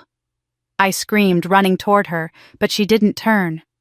I grabbed her shoulder and spun her to face me, and what I saw in her eyes terrified me more than the fire. She looked hollow, emptied out, as if the person who'd inhabited her body for 36 years had already left, and only a shell remained. "What have you done?" I demanded, but she just smiled, that same broken smile from earlier. "It's better this way," Rachel said, her voice eerily calm, almost conversational. "No house, no memories, no inheritance to fight over. No more playing pretend. No more being mother's weapon or dad's disappointment or your enemy. It all burns now, and maybe we can all finally rest." She looked past me at the inferno, and I saw tears reflecting firelight on her cheeks. "I poured gasoline through every room, Jessica. Through the kitchen where mother served you burnt food. Through the bedroom where we slept on opposite sides of an invisible wall. Through dad's study where all the secrets lived. I wanted it all gone." Ethan reached us then, breathing hard, and took in the scene with horror dawning on his face.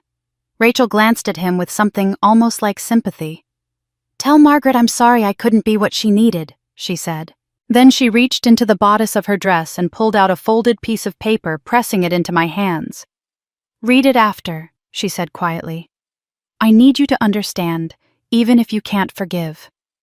Before I could process what was happening, Rachel turned and began walking toward the burning house with steady, deliberate steps.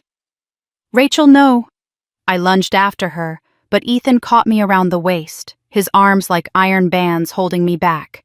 "Let me go. She's going to—" But the words died in my throat as Rachel reached the front porch, the flames now visible through the open doorway, heat so intense I could feel it from 20 feet away. She paused on the threshold and looked back one final time, and in her face I saw not fear, but relief, as if she were finally going home after a long and terrible exile. Then she walked into the fire and disappeared into the smoke and flames. I screamed until my throat was raw, fighting against Ethan's grip, but he held me fast even as I clawed at his arms. "You can't save her," he shouted in my ear. "Jessica, you can't save her. She's already gone." The truth of his words hit me like a physical blow, and I collapsed against him, both of us sinking to our knees on the grass while the house burned and sirens wailed in the distance.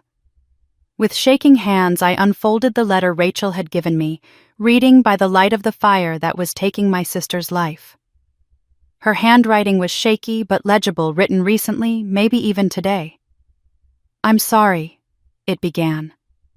"I was 8 years old when Mother took me aside and told me that if I ever showed you love, if I ever chose you over her, she would stop loving me. She said I had to decide right then who I would be, the favored daughter or the forgotten one. I was 8, Jessica. I didn't understand what she was really asking me to do. I just knew I couldn't survive being unloved the way you were. So I chose survival. I chose wrong. The words blurred through my tears, but I kept reading. Every cruel thing I did to you was me killing the part of myself that wanted to be your sister. Every lie I told, every time I watched you suffer and said nothing, a piece of my soul died. I've been dying slowly for 28 years, turning myself into mother's weapon, into someone I don't recognize when I look in the mirror. I can't live with what I've become. I can't carry this guilt anymore. Maybe burning with the house is the only way I can be clean again. Forgive me or don't. I understand either way. You always were the stronger one. Fire trucks arrived, their sirens deafening firefighters spilling out and unfurling hoses, but it was already too late. The second floor collapsed with a roar that sent sparks spiraling into the night sky like demonic fireflies. I watched it fall, knowing Rachel was inside, and felt something fundamental break inside my chest. Ethan held me while I sobbed, while the firefighters fought a battle they'd already lost, while our neighbors watched in horror and pity. When they finally got the fire under control hours later, when the sun was beginning to gray the eastern horizon, they found Rachel's body in what remained of Dad's study. The fire marshal told us gently that she'd died from smoke inhalation before the flames reached her, a small mercy in a night without mercy. She was clutching Dad's gold pocket watch in her left hand, the metal blackened but intact. In her right hand was the silver bracelet she'd loaned me for the wedding, the one that had belonged to our grandmother, pressed against her heart, as if she'd been trying to hold on to something good in her final moments. The fire marshal pulled me aside as dawn broke over the smoking ruins. "We found evidence of accelerant throughout the structure," he said carefully. "But we also found a mechanical timer in the basement set to trigger an electrical short. Your sister wanted this to look like an accident, maybe to protect your mother from knowing it was suicide. She planned this carefully, Mrs. Miller. She knew exactly what she was doing." I nodded numbly, unable to form words, and looked at the ruins of the only home I'd ever known, now reduced to ash and blackened timber, taking all its secrets and all its ghosts down into the earth where they belonged. The days following the fire passed in a fog of police statements, insurance claims, and funeral arrangements that felt surreal and impossible. Rachel's body was released to the funeral home, and I found myself making decisions about caskets and flowers for a sister who'd tormented me for decades before dying in an act of desperate atonement. I hadn't returned to the hospital to see Margaret, couldn't bring myself to face her, knowing that Rachel's death was the culmination of 36 years of psychological warfare Margaret had orchestrated. Ethan stayed close, handling the logistics with quiet efficiency, and we still hadn't addressed what we were to each other. Now both of us too shell-shocked to navigate that particular minefield. 3 days after the fire, Ethan came to my hotel room with a manila envelope and an expression I'd learned meant he was carrying something heavy. "There's one more thing," he said, settling into the chair across from me. "Your father left a safe deposit box at First National Bank. The access conditions were very specific. It could only be opened after the family home was destroyed. I didn't understand why until now. I think Thomas knew Margaret would eventually burn it all down, either literally or metaphorically. He handed me a key attached to a small paper tag with my father's handwriting. For Jessica. When the house is gone, the truth can finally live." We drove to the bank in silence, both of us exhausted and grieving in ways that had no easy outlet. The bank manager led us to the vault, her expression professionally neutral but her eyes curious. The safe deposit box was medium-sized, and when she left us alone in the private viewing room, I opened it with hands that trembled. Inside was a single USB drive, in a plastic case labeled in Dad's careful script, "For Jessica, the whole truth." Ethan pulled out his laptop, and we sat side by side as he inserted the drive. A video file appeared, and when he clicked it open, my father's face filled the screen. He looked older than I remembered, thinner, his skin gray with the pallor of a failing heart, but his eyes were warm and lucid and focused directly at the camera, as if he could see through time to this moment. "My dearest Jessica," he began, and hearing his voice again after 20 years broke something open inside me. "If you're watching this, the house has burned. I'm sorry. I knew Margaret would eventually destroy it either by her own hand or through Rachel's. The house was always just wood and nails, a structure built on foundations of secrets and pain. It was never your home. I was your home. And I want you to know that wherever you are, whatever you're doing, I'm always with you." He paused, glancing down at notes just out of frame, and when he looked back, his expression was both sad and determined. "I need to explain some things that you deserve to understand. First, about Ethan Miller. I hired him not just to protect you legally and financially, but because he's your brother through Margaret. She gave him up when she was 19 before we met, and he was adopted by the Miller family. I discovered this by accident years later when I was helping him with some legal paperwork and saw his original birth certificate. I realized that you'd lost so much already, lost your mother's love, lived as an exile in your own home, and I wanted you to have family who would choose you freely when I was gone." The revelation hung in the air between Ethan and me, and I felt his hand find mine squeezing gently. On screen, Dad continued. "I know this complicates things. I know you might feel betrayed that I didn't tell you directly. But I needed Ethan to meet you as himself first without the weight of biology defining your relationship. I wanted him to see you for who you are, brilliant, resilient, kind, despite every reason not to be. And I wanted you to have someone who understood what it meant to be given away by Margaret, someone who could truly comprehend your pain."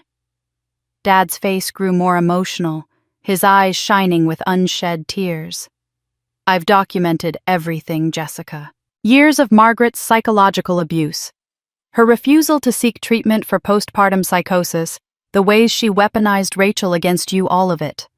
It's all on this drive, along with the legal documents that make you the primary heir to everything I built. I left Margaret enough to live on because despite everything, I took vows, and I honor them. But the house, the land, the investments, they're yours. You earned them through every day you survived in that toxic environment." He took a shaky breath, and I could see the effort it cost him to continue. "I loved both my daughters. I need you to know that. I loved Rachel even as I watched Margaret twist her into something cruel and broken. But I couldn't save her, Jessica. She was too young when Margaret started molding her too dependent on maternal love to resist the manipulation. By the time I understood the full extent of what was happening, Rachel was already lost to me, already committed to playing the role Margaret had assigned her. It was one of my greatest failures as a father, and I've carried that guilt every day." The video showed him wiping his eyes, gathering himself. "But you, Jessica, you were my light in a very dark marriage. Every time you smiled despite the cruelty, every time you achieved something, despite being given no support, every time you chose kindness when you had every reason to choose bitterness, you reminded me that goodness can survive even in poisoned soil. I'm sorry I couldn't save you from her while I was alive. I'm sorry I didn't have the courage to leave to take you away to choose your well-being over maintaining the illusion of family. That cowardice is my greatest shame."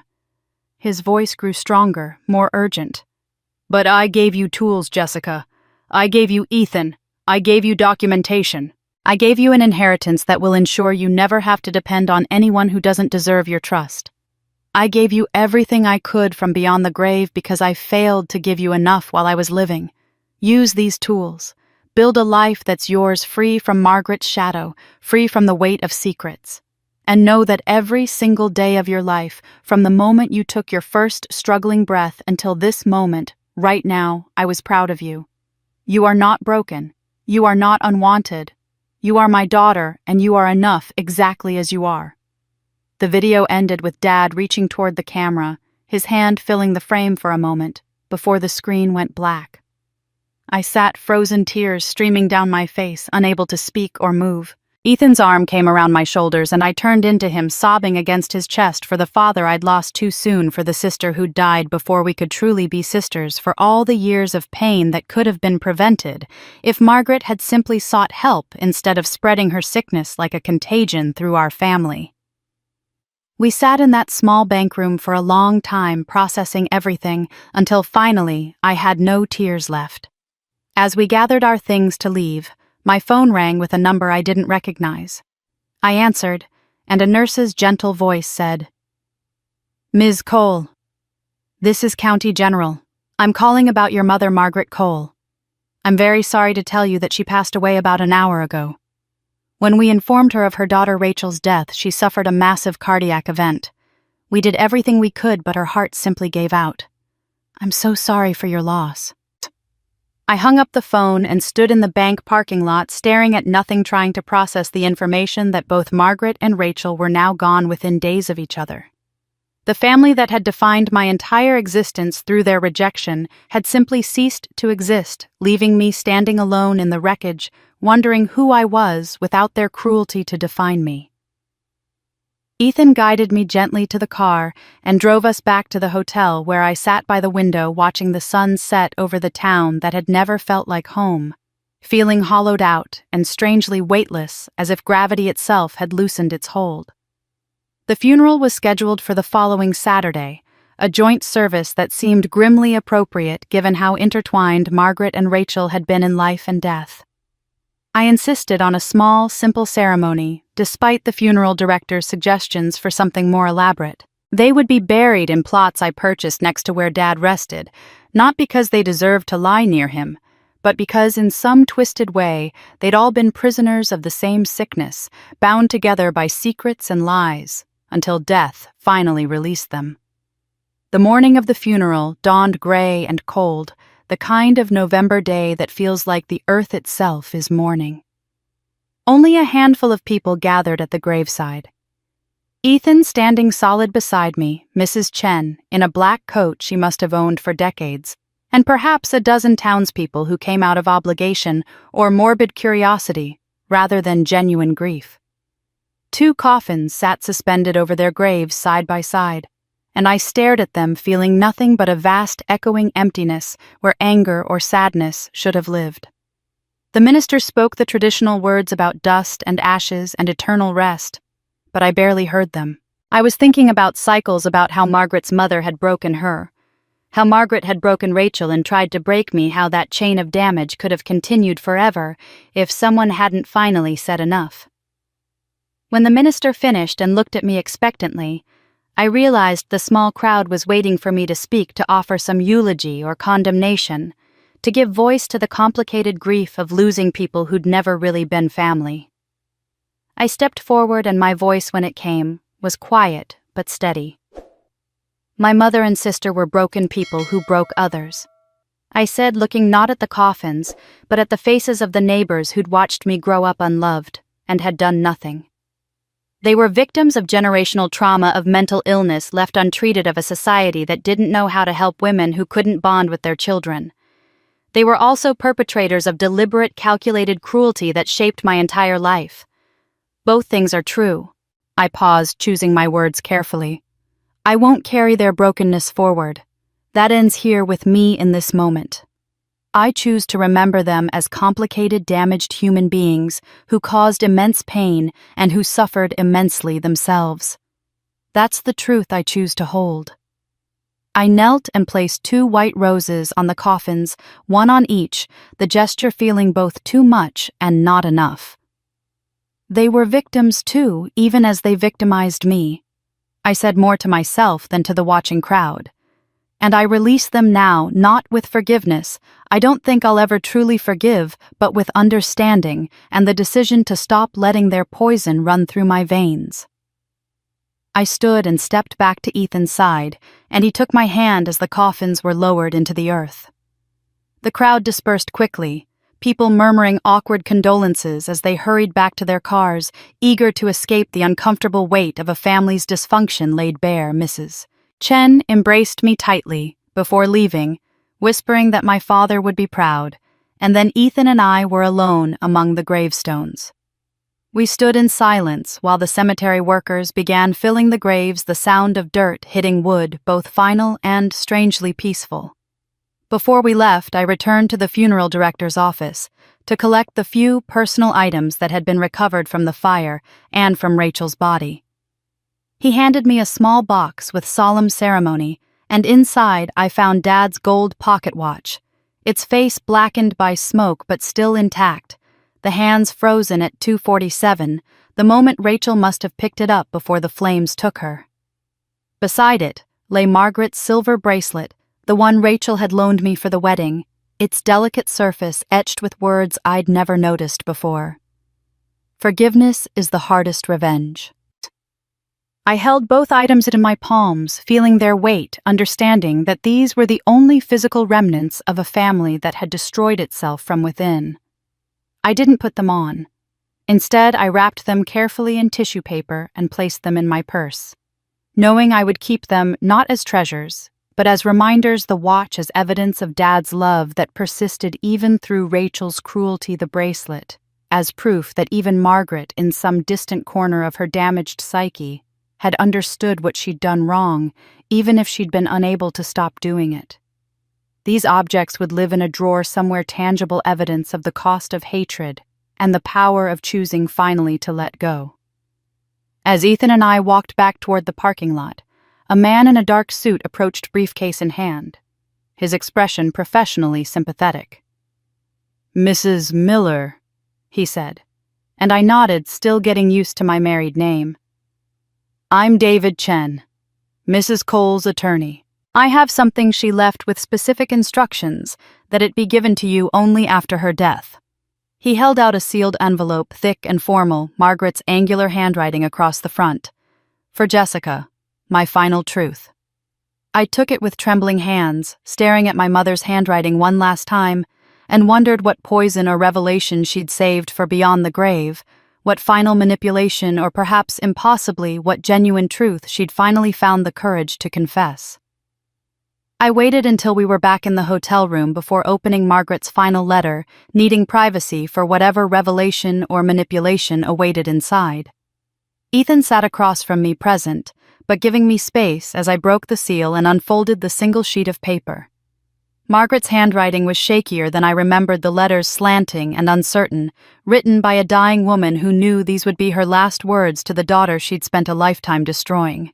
"Jessica," it began without preamble or pretense, "I don't ask for forgiveness. I don't deserve it, and we both know that asking would be one more manipulation, one more way of making my needs more important than your healing. But I want you to know something that I could never say while I was alive, when pride and shame kept my mouth sealed shut. I did love you. It was buried so deep under sickness and fear and self-hatred that neither of us could see it, but it was there. When you were born, and I looked at you and felt nothing.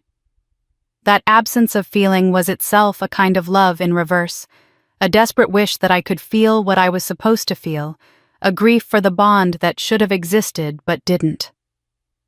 I had to stop reading and press my hand against my chest where something sharp was lodging itself. Ethan moved closer, his presence a quiet anchor, and I continued.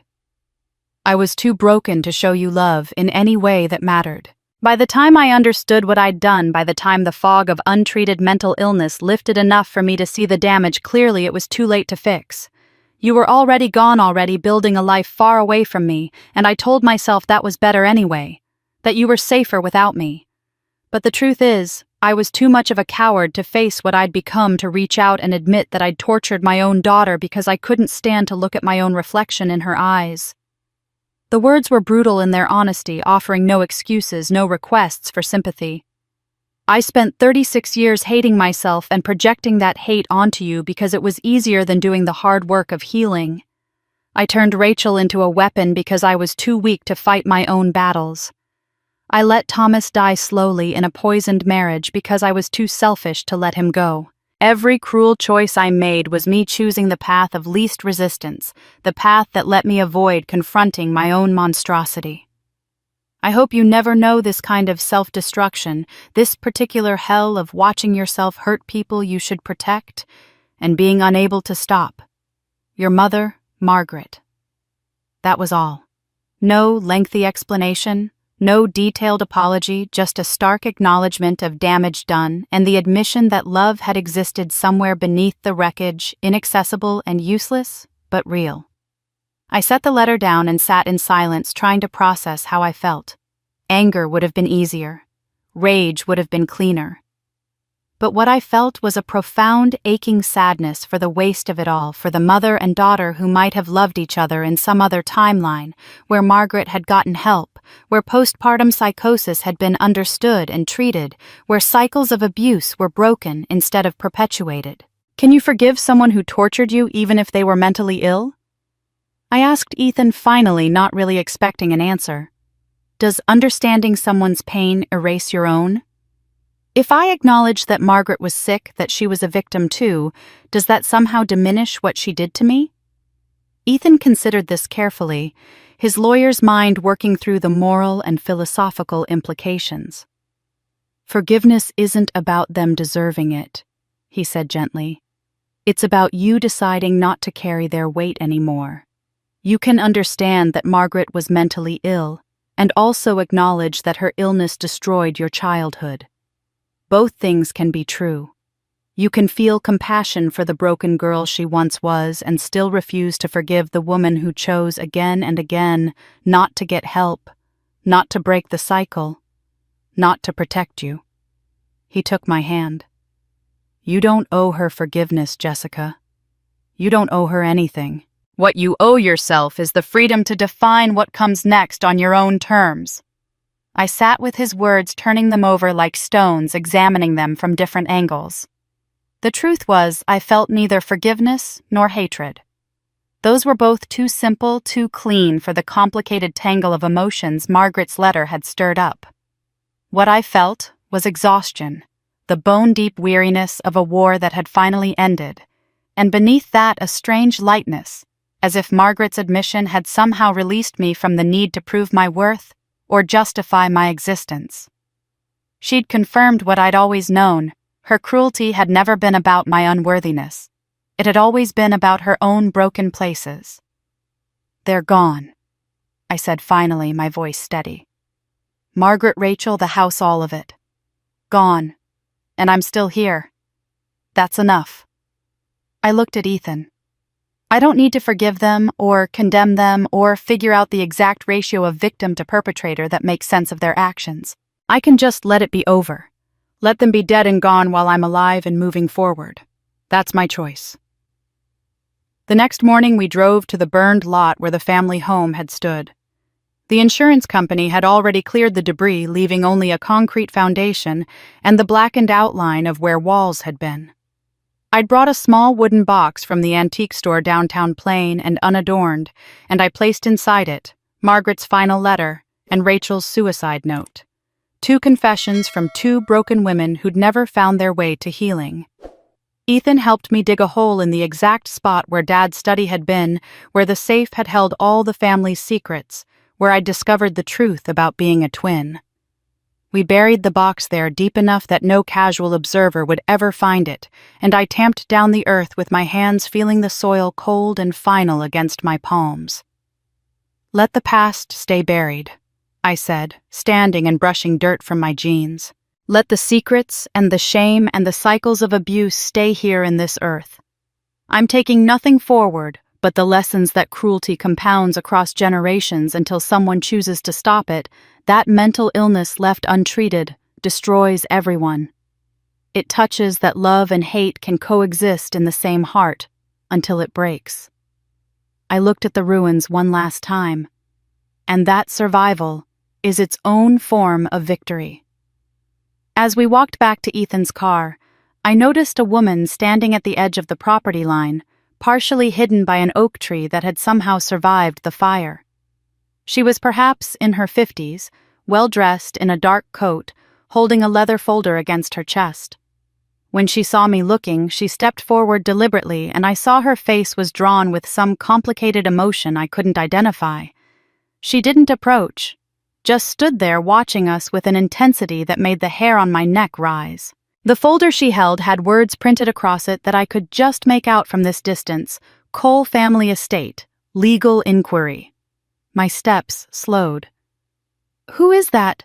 I asked Ethan, but he was already tensing beside me, his hand moving protectively to my lower back as the woman finally began walking toward us with purpose in every step. The woman reached us before we made it to the car, her heels crunching on gravel and ash, her expression professional but with an edge of something harder beneath. "Jessica Cole Miller?" she asked, though her tone suggested she already knew the answer. When I nodded warily, she extended a business card. "I'm Laura Chen, private investigator. No relation to Mrs. Chen, your neighbor, though I've heard she's a lovely woman. I've been hired by Diane Blackwell to look into the circumstances surrounding Margaret Cole's estate and the recent deaths in your family." The name meant nothing to me. "Who's Diane Blackwell?" I asked, and Laura's eyebrows rose slightly, as if my ignorance itself was suspicious. "Your aunt, Margaret's younger sister. She lives in Oregon and claims she tried to intervene in your family situation years ago but was cut off completely by Margaret. She's currently contesting your father's will, arguing that you manipulated your mother and that your presence directly contributed to Rachel's suicide." The words were delivered clinically without judgment, but they landed like blows. Ethan stepped forward, his lawyer persona sliding into place. "That's an absurd claim with no legal basis. Mrs. Miller hasn't seen her mother in 18 years until recently, and there's extensive documentation of abuse that predates any recent contact." Laura nodded as if she'd expected this response. "I'm aware. I've read the preliminary filings, but Ms. Blackwell is prepared to tie this up in court for years if necessary. She believes her sister was mentally ill and couldn't have been in her right mind when she allowed the will to stand, and she's arguing that Jessica's return triggered a cascade of events that led to 2 deaths. She looked at me directly.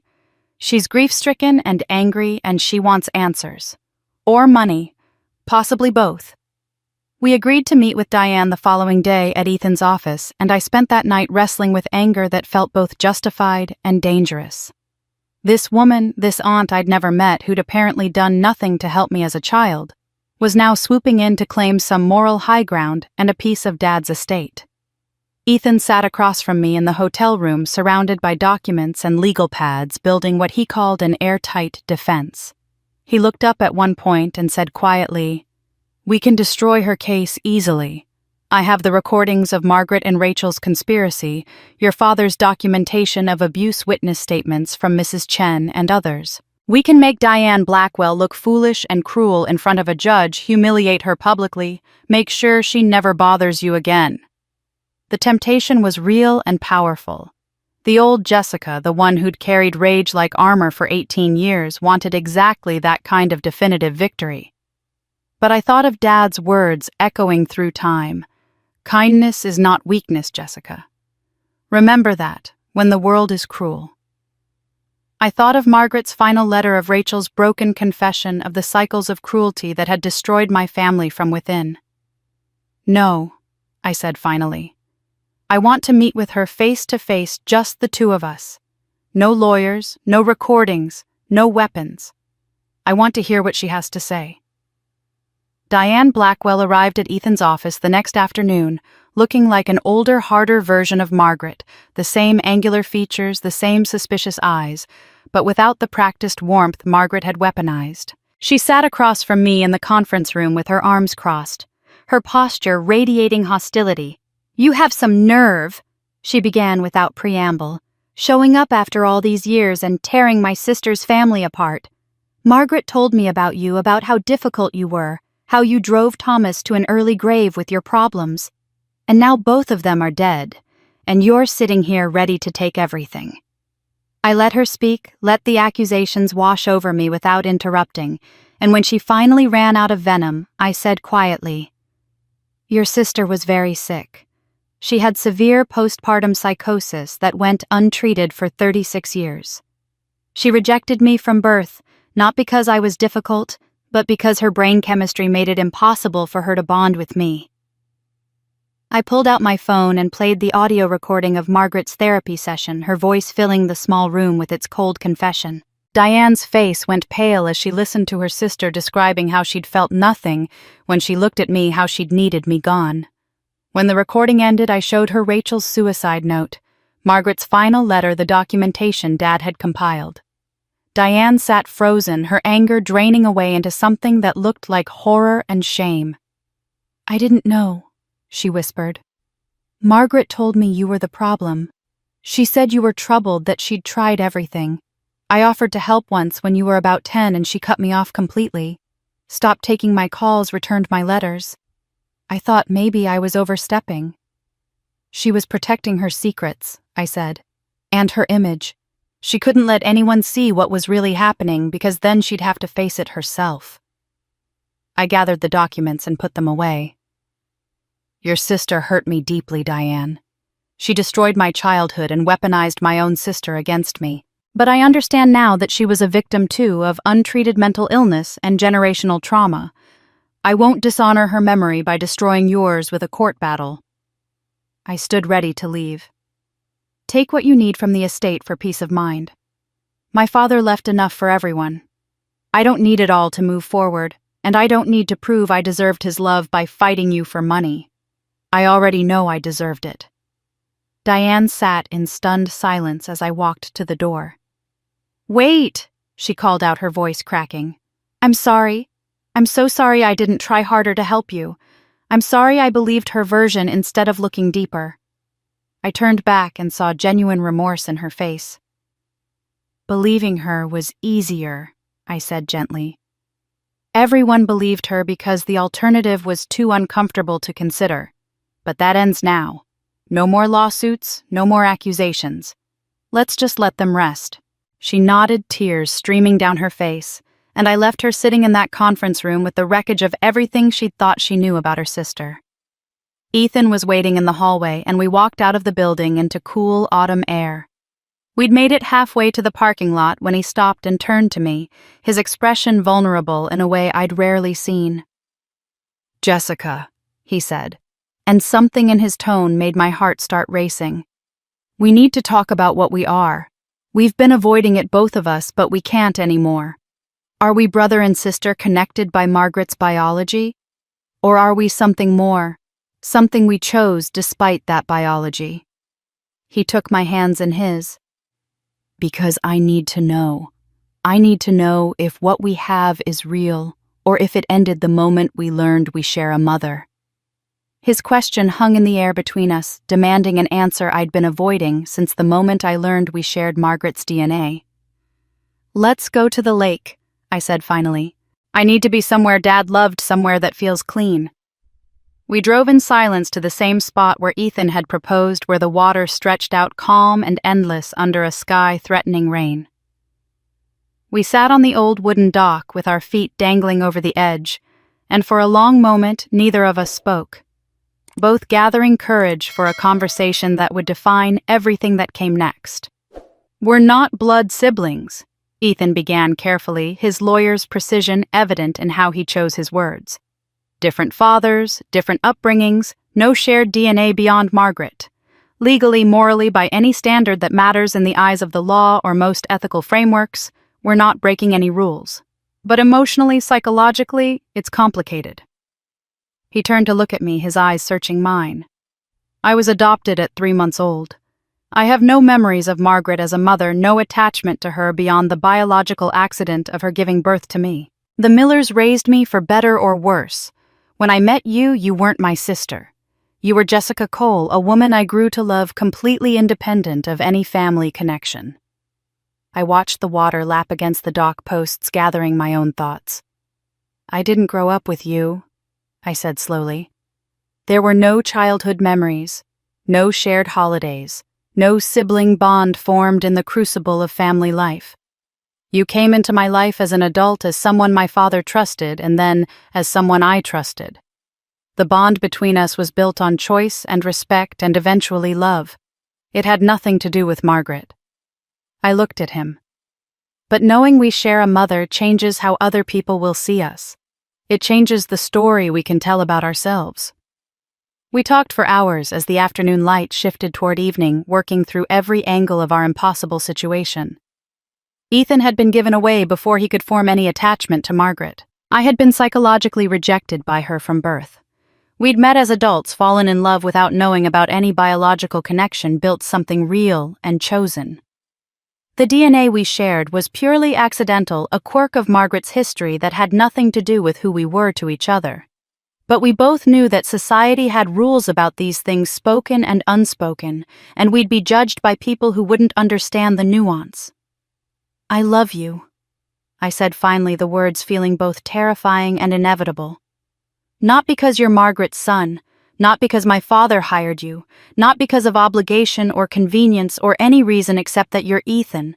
You're the person who saw me when I was invisible, who protected me when everyone else had abandoned me, who helped me expose the truth when it would have been easier to stay silent. You're not my brother in any way that matters to me. You're the man I choose freely and completely." Ethan's hand found mine, his fingers interlacing with mine in a gesture that felt like an anchor. "Then let's define this ourselves," he said, his voice rough with emotion. "Not by biology, but by choice. We choose each other not as siblings caught in some twisted family drama, but as partners who found each other against impossible odds. It's unconventional, maybe even controversial if people knew the full story, but it's ours. It's real. And it matters more than any genetic connection we didn't ask for and didn't know about." We sat with that decision, letting it settle into something solid and true. "We'll leave this town," I said. "Start over somewhere new where no one knows our history or Margaret's name. We'll be just Jessica and Ethan, two people who found each other and built a life together. We don't owe anyone our story or our explanations." I thought about the future, about children we might have someday. If we have kids, we won't tell them about the Margaret connection. It doesn't define us and it won't define them. Some truths can stay buried if they serve no purpose but pain. Ethan nodded slowly, understanding the weight of what I was saying. "Agreed. What matters is what we build going forward, not the accidents of biology that brought us to this point. Your father wanted you to have family who chose you freely. That's what we are, what we'll always be. Choice, not blood." We stood to leave as the first drops of rain began to fall, and as we walked back to the car, a question I'd been holding finally surfaced. "Ethan," I said, stopping at the edge of the parking lot, "do you think my father knew? Do you think Thomas somehow knew we'd fall in love? Is that why he really hired you, not just to protect me legally, but to give me someone who could understand me in ways no one else could?" I searched his face. Was this whole thing orchestrated, or did we find each other despite everything? Ethan was quiet for a long moment, rain beginning to darken his shoulders, his expression thoughtful and sad. "I've asked myself that same question 100 times, he said finally. "And I honestly don't know. Your father was brilliant and strategic, and he loved you enough to plan 18 years beyond his own death. Maybe he saw something, some possibility that we'd connect on a deeper level. Or maybe he just wanted you to have family and love happened as its own separate miracle." He touched my face gently. "Does it matter whether it was his plan or pure chance we still chose each other? That choice is ours, not his." The question stayed with me unanswerable and haunting, but Ethan was right that it didn't change the essential truth: we had chosen each other, and that choice was ours alone. 2 days before we were scheduled to leave town forever, I woke early and told Ethan I needed to go somewhere alone. He understood without asking, simply kissed my forehead, and told me to take whatever time I needed. I drove to the cemetery in the soft light of dawn when the world felt hushed and clean, as if the earth itself was holding its breath. Margaret and Rachel's graves were still raw, the soil darker where it had been recently turned, the headstones simple granite markers with just their names and dates. No epitaphs, because what could anyone have written that would capture the complexity of their lives and deaths? I stood between the two graves, looking down at the ground that held what remained of the family that had shaped me through their rejection, and I waited to feel something definitive: rage, or grief, or satisfaction. But what came instead was something quieter, something closer to acceptance, tinged with profound sadness for the waste of it all. "I don't forgive you," I said aloud to the silent graves, my voice steady in the morning stillness. I want to be clear about that. Forgiveness would be a lie, a pretty story I could tell myself to seem noble or healed or somehow above it all. The truth is, you both hurt me in ways that will always be part of who I am, scars that shaped the architecture of my personality, but I don't hate you either. A bird called from somewhere in the trees, and I took a breath before continuing. You both lost yourselves trying to destroy me. Margaret, you spent 36 years poisoned by your own untreated illness, watching yourself become the mother you swore you'd never be. Rachel, you destroyed pieces of your soul trying to earn love from someone who was too broken to give it freely. That's punishment enough.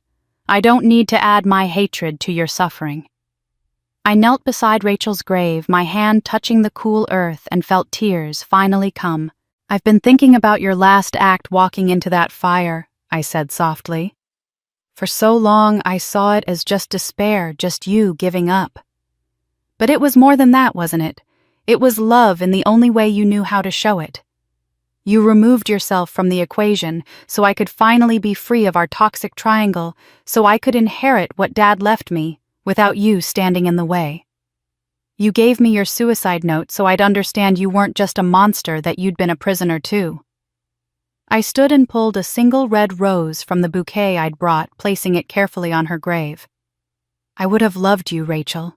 If circumstances had been different, if Margaret had gotten help, if we'd been allowed to just be sisters without all the poison between us, I would have loved you.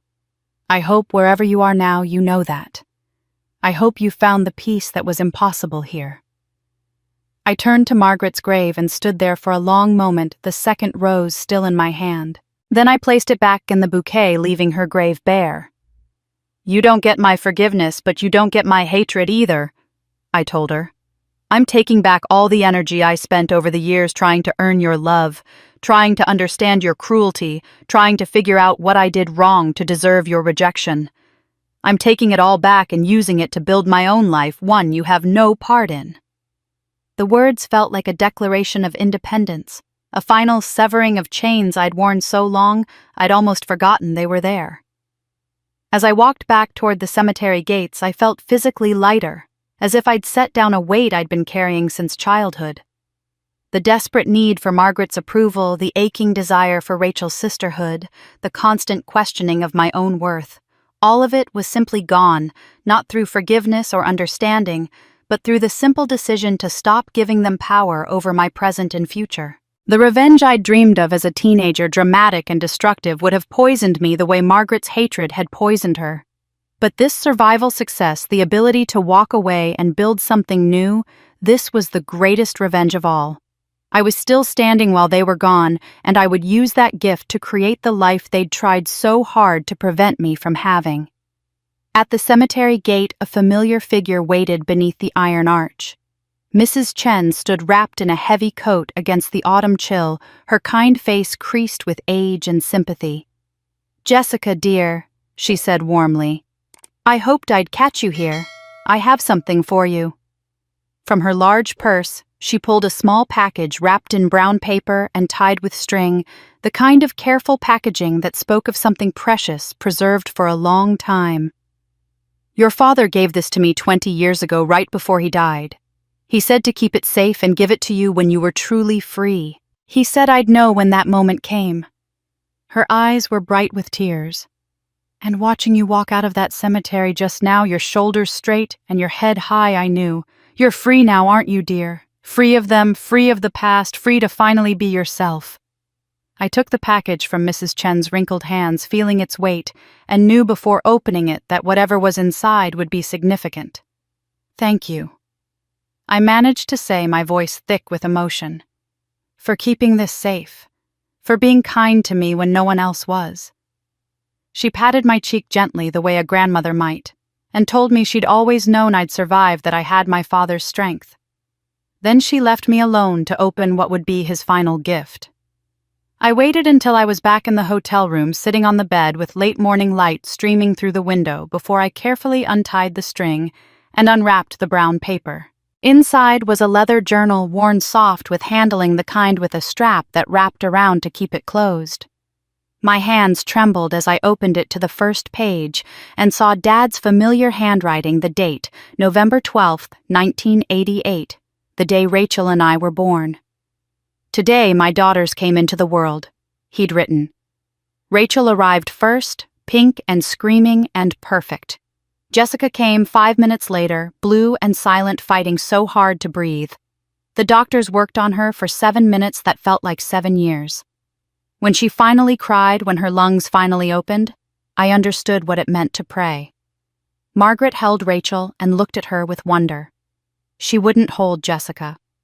I held my second daughter against my chest and felt her tiny heart beating like a bird's wings, and I made a promise: "I will see you. Always." I had to stop reading and press the journal against my chest, overcome by the image of my father making that vow in the first moments of my life. When I could continue, I turned the pages slowly, reading entry after entry spanning years. January 15th, 1989. Jessica smiled at me today. A real smile, not just gas like Margaret claimed. She looked right at me and smiled, and Margaret didn't notice because she was busy with Rachel. But I noticed. I saw. I always will. The entries continued marking milestones. Margaret had ignored my first word, Dada, spoken at 11 months. My first steps taken toward Dad while Margaret was in another room, my first day of kindergarten. Dad took me while Margaret stayed home with Rachel, claiming a headache. As I read, I began to understand the depth of what my father had done. He documented everything, not just the major moments, but the tiny ones, the accumulation of small acts of love that Margaret had systematically erased. Jessica brought me a drawing today, age 6, a picture of us fishing. She was so proud. I hung it in my study. Margaret threw it away when she cleaned. I retrieved it from the trash and hid it in my desk. Someday she'll know I saved it. And he had saved it, every drawing, every report card, every note I'd ever written him, all of it documented and dated in his careful handproof that I had existed and mattered. Tucked between the middle pages, I found 18 sealed envelopes, each one labeled with a year: for Jessica's 17th birthday, for Jessica's 18th birthday, continuing all the way to for Jessica's 34th birthday. He'd written them all before he died, anticipating that I would be alone, wanting to reach across death to tell me I was loved. I opened them in order, tears streaming down my face as I read messages from my father to the girl and woman I'd been at each age.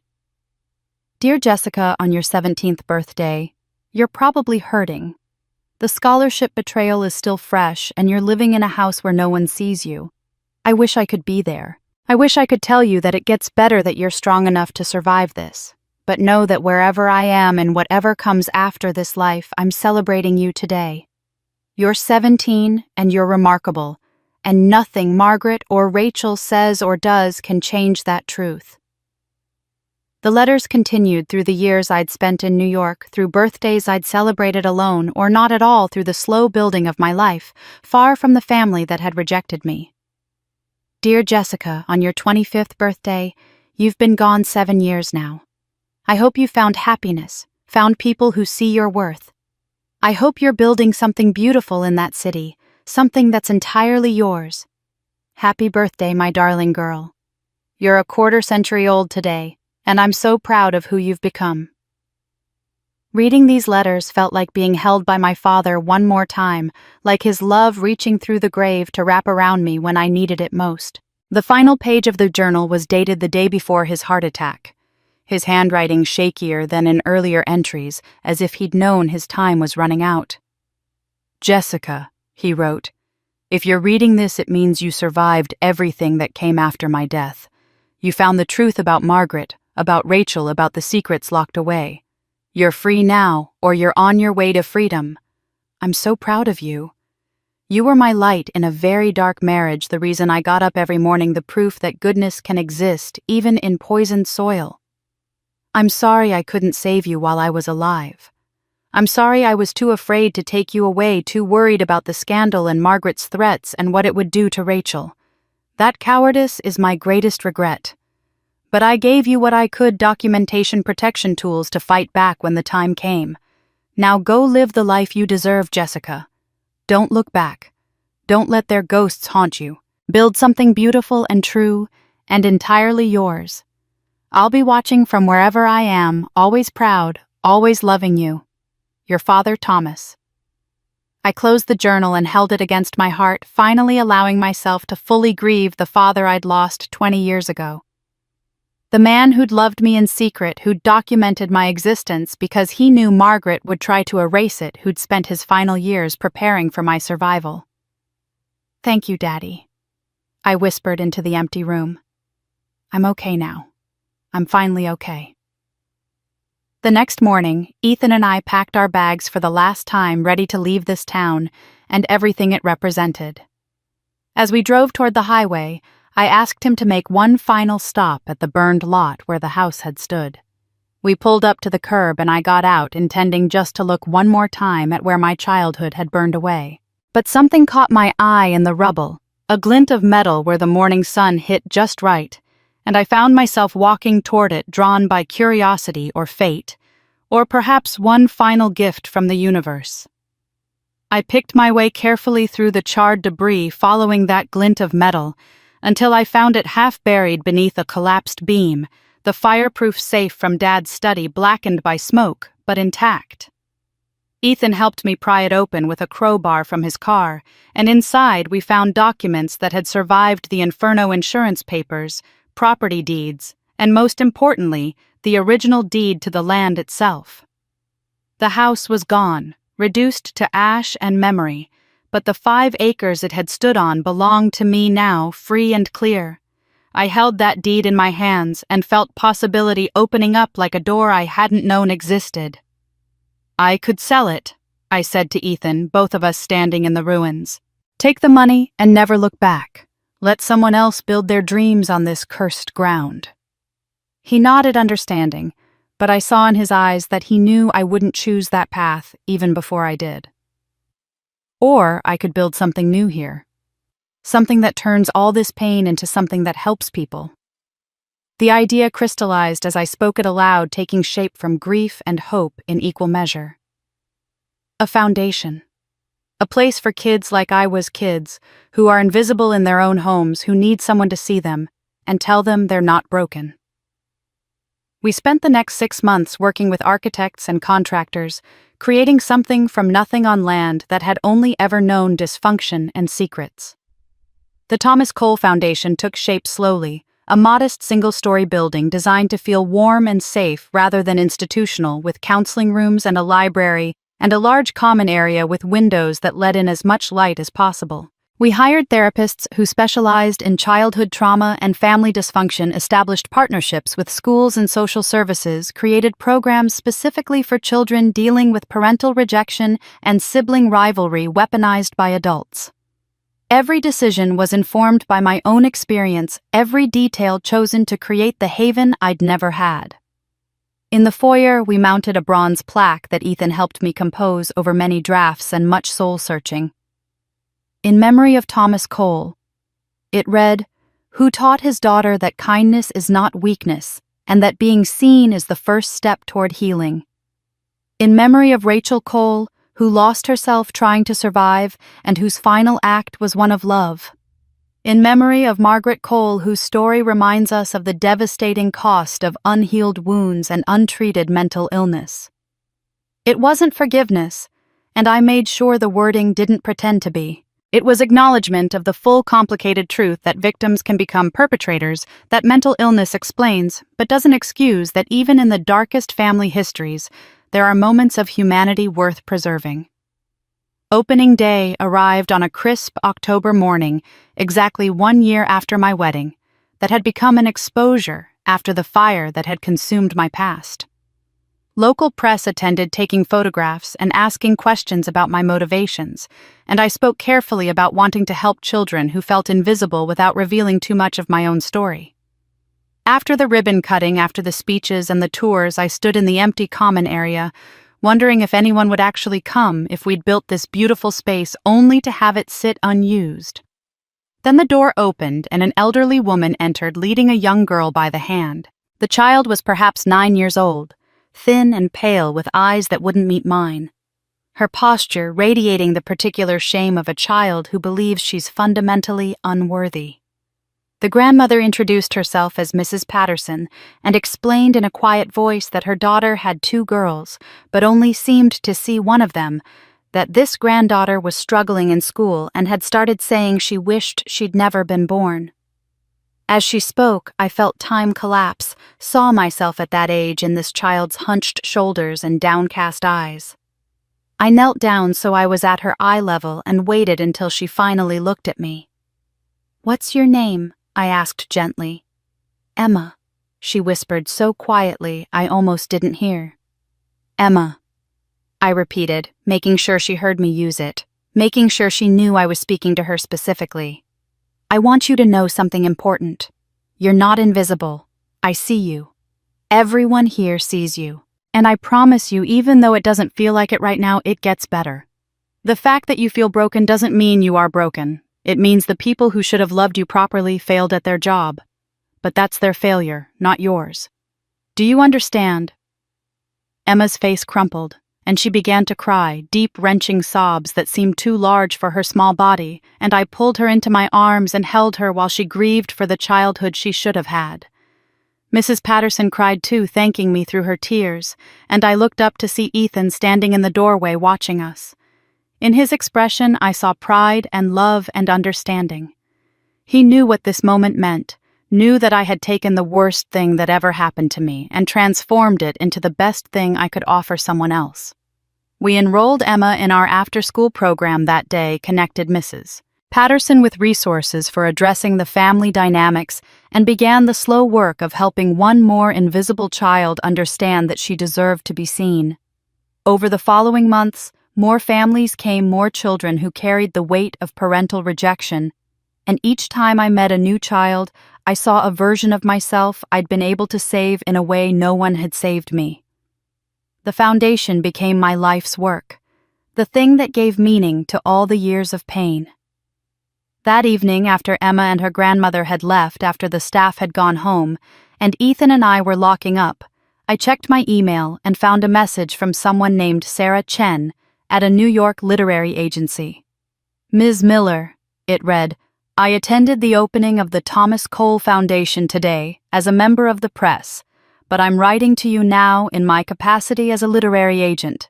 Your story, both what you've survived and what you've built from that survival, needs to be told. Have you ever considered writing a memoir? I believe your voice could help thousands of people who've experienced similar trauma. If you're interested, I'd love to discuss this further." I stared at the email for a long moment, thinking about Dad's journal about the documentation he'd kept so that my story wouldn't be erased, and wondered if maybe telling that story more broadly was the final piece of transformation I hadn't known I needed. I responded to Sarah Chen's email that night, and within a week we were discussing contracts and timelines for a memoir I hadn't known I was ready to write. The process took a year of early mornings before foundation work of sitting with memories I'd spent decades trying to escape, of finding language for pain that had lived wordlessly inside me since childhood. I titled it, "The Unwanted Twin, A Story of Survival Not Forgiveness," because I wanted to be honest from the first page that this wasn't a redemption story where everyone learned and grew and found peace together. It was a story about surviving people who should have loved you, about building yourself from ruins, about choosing to break cycles rather than perpetuate them. I didn't paint Margaret as a monster or a martyr, but as a deeply ill woman who made choices that destroyed multiple lives, including her own. I wrote about Rachel with complexity, acknowledging both her cruelty and her victimhood, her final act of terrible love. I wrote about Dad with the tenderness he deserved, using excerpts from his journal to show the man who'd loved me in secret. And I wrote about myself without either self-pity or false strength, just the honest account of a girl who'd survived by making herself small and a woman who'd finally learned to take up space. The book found its audience quietly, not through bestseller lists, but through word of mouth among people who recognized their own stories in mine. I received letters from readers who'd been the unwanted child, the scapegoat, the one their parent couldn't love. and every letter confirmed that telling this story had been the right choice. I donated all proceeds to the Thomas Cole Foundation, turning my pain into resources for children who needed them. With the foundation established and the memoir published, Ethan and I finally left the town that had never been home to either of us. We chose a small coastal town in Oregon, a place where no one knew our history or the complicated truth of our connection. We didn't marry deciding that after everything we'd been through, we didn't need legal documents to validate what we meant to each other. We were partners by choice, building a life based on mutual respect and freely given love rather than obligation or societal expectation. Our relationship was unconventional, perhaps, but it was ours and it was real, and that was enough. 2 years after we moved, we adopted a daughter. She was 4 years old, removed from a home where her mother had shown clear favoritism to her older sister, where she'd been made to feel invisible and burdensome. When the social worker told us her story, I saw myself so clearly in her profile that I knew we were meant to find each other. We named her Hope not after the abstract concept of optimism, but after Emily Hope, a character from Dad's favorite novel about a girl who survived impossible odds through quiet determination. I poured into Hope all the love I'd never received, breaking the cycle, completely proving that damaged people don't have to damage others if they choose healing over repetition. On the 20th anniversary of Dad's death, I woke early and walked down to the beach while Ethan and Hope still slept. I carried with me a glass and a bottle of red wine, the first I'd purchased since that wedding day, when Rachel had tried to drug me into submission. For years, the sight of red wine had made my stomach clench, had brought back the memory of that thick medicinal smell, and the trap that had been set for me.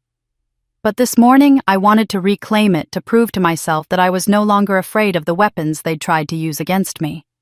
I sat on the sand as the sun rose over the water, poured myself a glass, and held it up to the light. The wine was just wine now, dark and clear, nothing sinister hidden in its depths. I spoke aloud to the ocean, to the morning, to whatever part of Dad might be listening from wherever he was. To the people who tried to ruin me and failed, I said, my voice steady and sure. To Margaret and Rachel, who lost themselves in their attempts to erase me. To the man who loved me when I was unlovable, who saw me when I was invisible, who gave me the tools to save myself even after he was gone. To the girl I was, who survived by making herself small. And to the woman I became, who finally learned she was enough exactly as she was. I drank deeply, tasting nothing but wine and salt air and freedom. The fear was gone. The haunting was over. And what remained was simply my life, complicated and hard-won, and entirely mine. I sat on that beach watching the waves and thought about justice, about how it doesn't always look like punishment or revenge. Sometimes justice is simply survival, the act of outliving your abusers and building something beautiful from the rubble they left behind. Sometimes peace isn't about forgiveness or closure, but about deciding you're finished carrying weight that was never yours to carry. I heard footsteps behind me and turned to see Ethan and Hope coming down the beach, Hope running ahead to splash in the shallow water while Ethan joined me on the sand.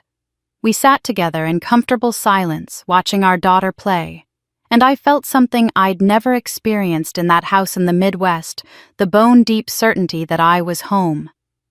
Not because of a place or a building, but because of the people I'd chosen and who'd chosen me back, because of the life I'd built deliberately rather than the one I'd been assigned by biology and circumstance. Hope ran back to us, her small hands full of shells she wanted to show me, and I examined each one with the attention she deserved, making sure she knew she was seen. Ethan pulled out his phone and took a photo of the three of us, Hope between us with her shells, me with my wine glass, all of us squinting into the morning sun with real, unguarded smiles. This was the family I'd made, the ending I'd written for myself, when the one they'd planned for me would have led only to destruction. They wanted to erase me, I said softly, more to myself than to Ethan. Margaret wanted me to disappear. Rachel wanted me broken. The whole town wanted me to be the troubled daughter who proved their prejudices right. They wanted to write my story for me, make me the villain, or the victim, or the cautionary tale. I looked at my daughter playing at the water's edge, at the man beside me who'd helped me reclaim my life at the ocean, stretching endless and free before us. Instead, I wrote my own ending. And that's where my story ends, or perhaps where it really begins. I'm Jessica Cole Miller, and I survived a family that tried to destroy me from the day I was born. I survived a mother's untreated mental illness, a sister's weaponized cruelty, and a childhood spent invisible in my own home. But more than survival, I found something I never expected: freedom. Not the kind that comes from revenge or from watching your enemies suffer, but the kind that comes from simply deciding you're finished, letting the past write your future. If you're listening to this story and you see yourself in it, if you were the unwanted child or the scapegoat or the one your parent couldn't love, I need you to hear this. It wasn't your fault. The rejection you experienced said everything about their brokenness and nothing about your worth. You deserved better then, and you deserve better now. And unlike me, you don't have to wait 18 years to claim your life back. You can start today, right now, by making the choice I finally made to stop carrying weight that was never yours to carry. The Thomas Cole Foundation is real, by the way. We've helped over 300 children in the 5 years since we opened, kids who needed someone to see them and tell them they weren't broken. Every single one of them reminds me why I had to survive, why telling this story matters. Because silence protects abusers, and isolation kills hope. But truth and community can save lives. I want to hear from you. If this story resonated with you, if you've walked a similar path, or you're walking it right now, leave a comment below. Tell me your story, even if it's just a sentence.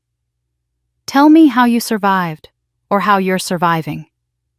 This community we're building here isn't just about listening to one person's story. It's about recognizing that we're not alone, that there are thousands of us who grew up unwanted and unloved, and we made it anyway. We're still here, still standing, still worthy of every good thing life has to offer. And if you found value in this story, if it moved you or made you think or helped you feel less alone, please subscribe to this channel. Hit that notification bell so you never miss a story. Because this channel is dedicated to telling the stories that don't often get told, the complicated truths about family dysfunction and mental illness and survival. These aren't pretty stories with neat endings where everyone learns and grows and hugs it out. These are real stories about real people doing the hard work of breaking cycles and building lives from ruins. Your subscription helps us reach more people who need to hear that they're not alone, that survival is possible, that the unwanted children can grow into powerful adults who choose kindness over cruelty. Share this video with someone who needs to hear it. Comment below with your thoughts, your story, your truth. Let's build a community of survivors who refuse to be erased, who write their own endings, who prove every single day that kindness is not weakness, and that the best revenge is simply living well. Thank you for listening to my story. Now, go live yours. This is Jessica Cole Miller reminding you that they wanted to erase me. Instead, I wrote my own ending, and so can you.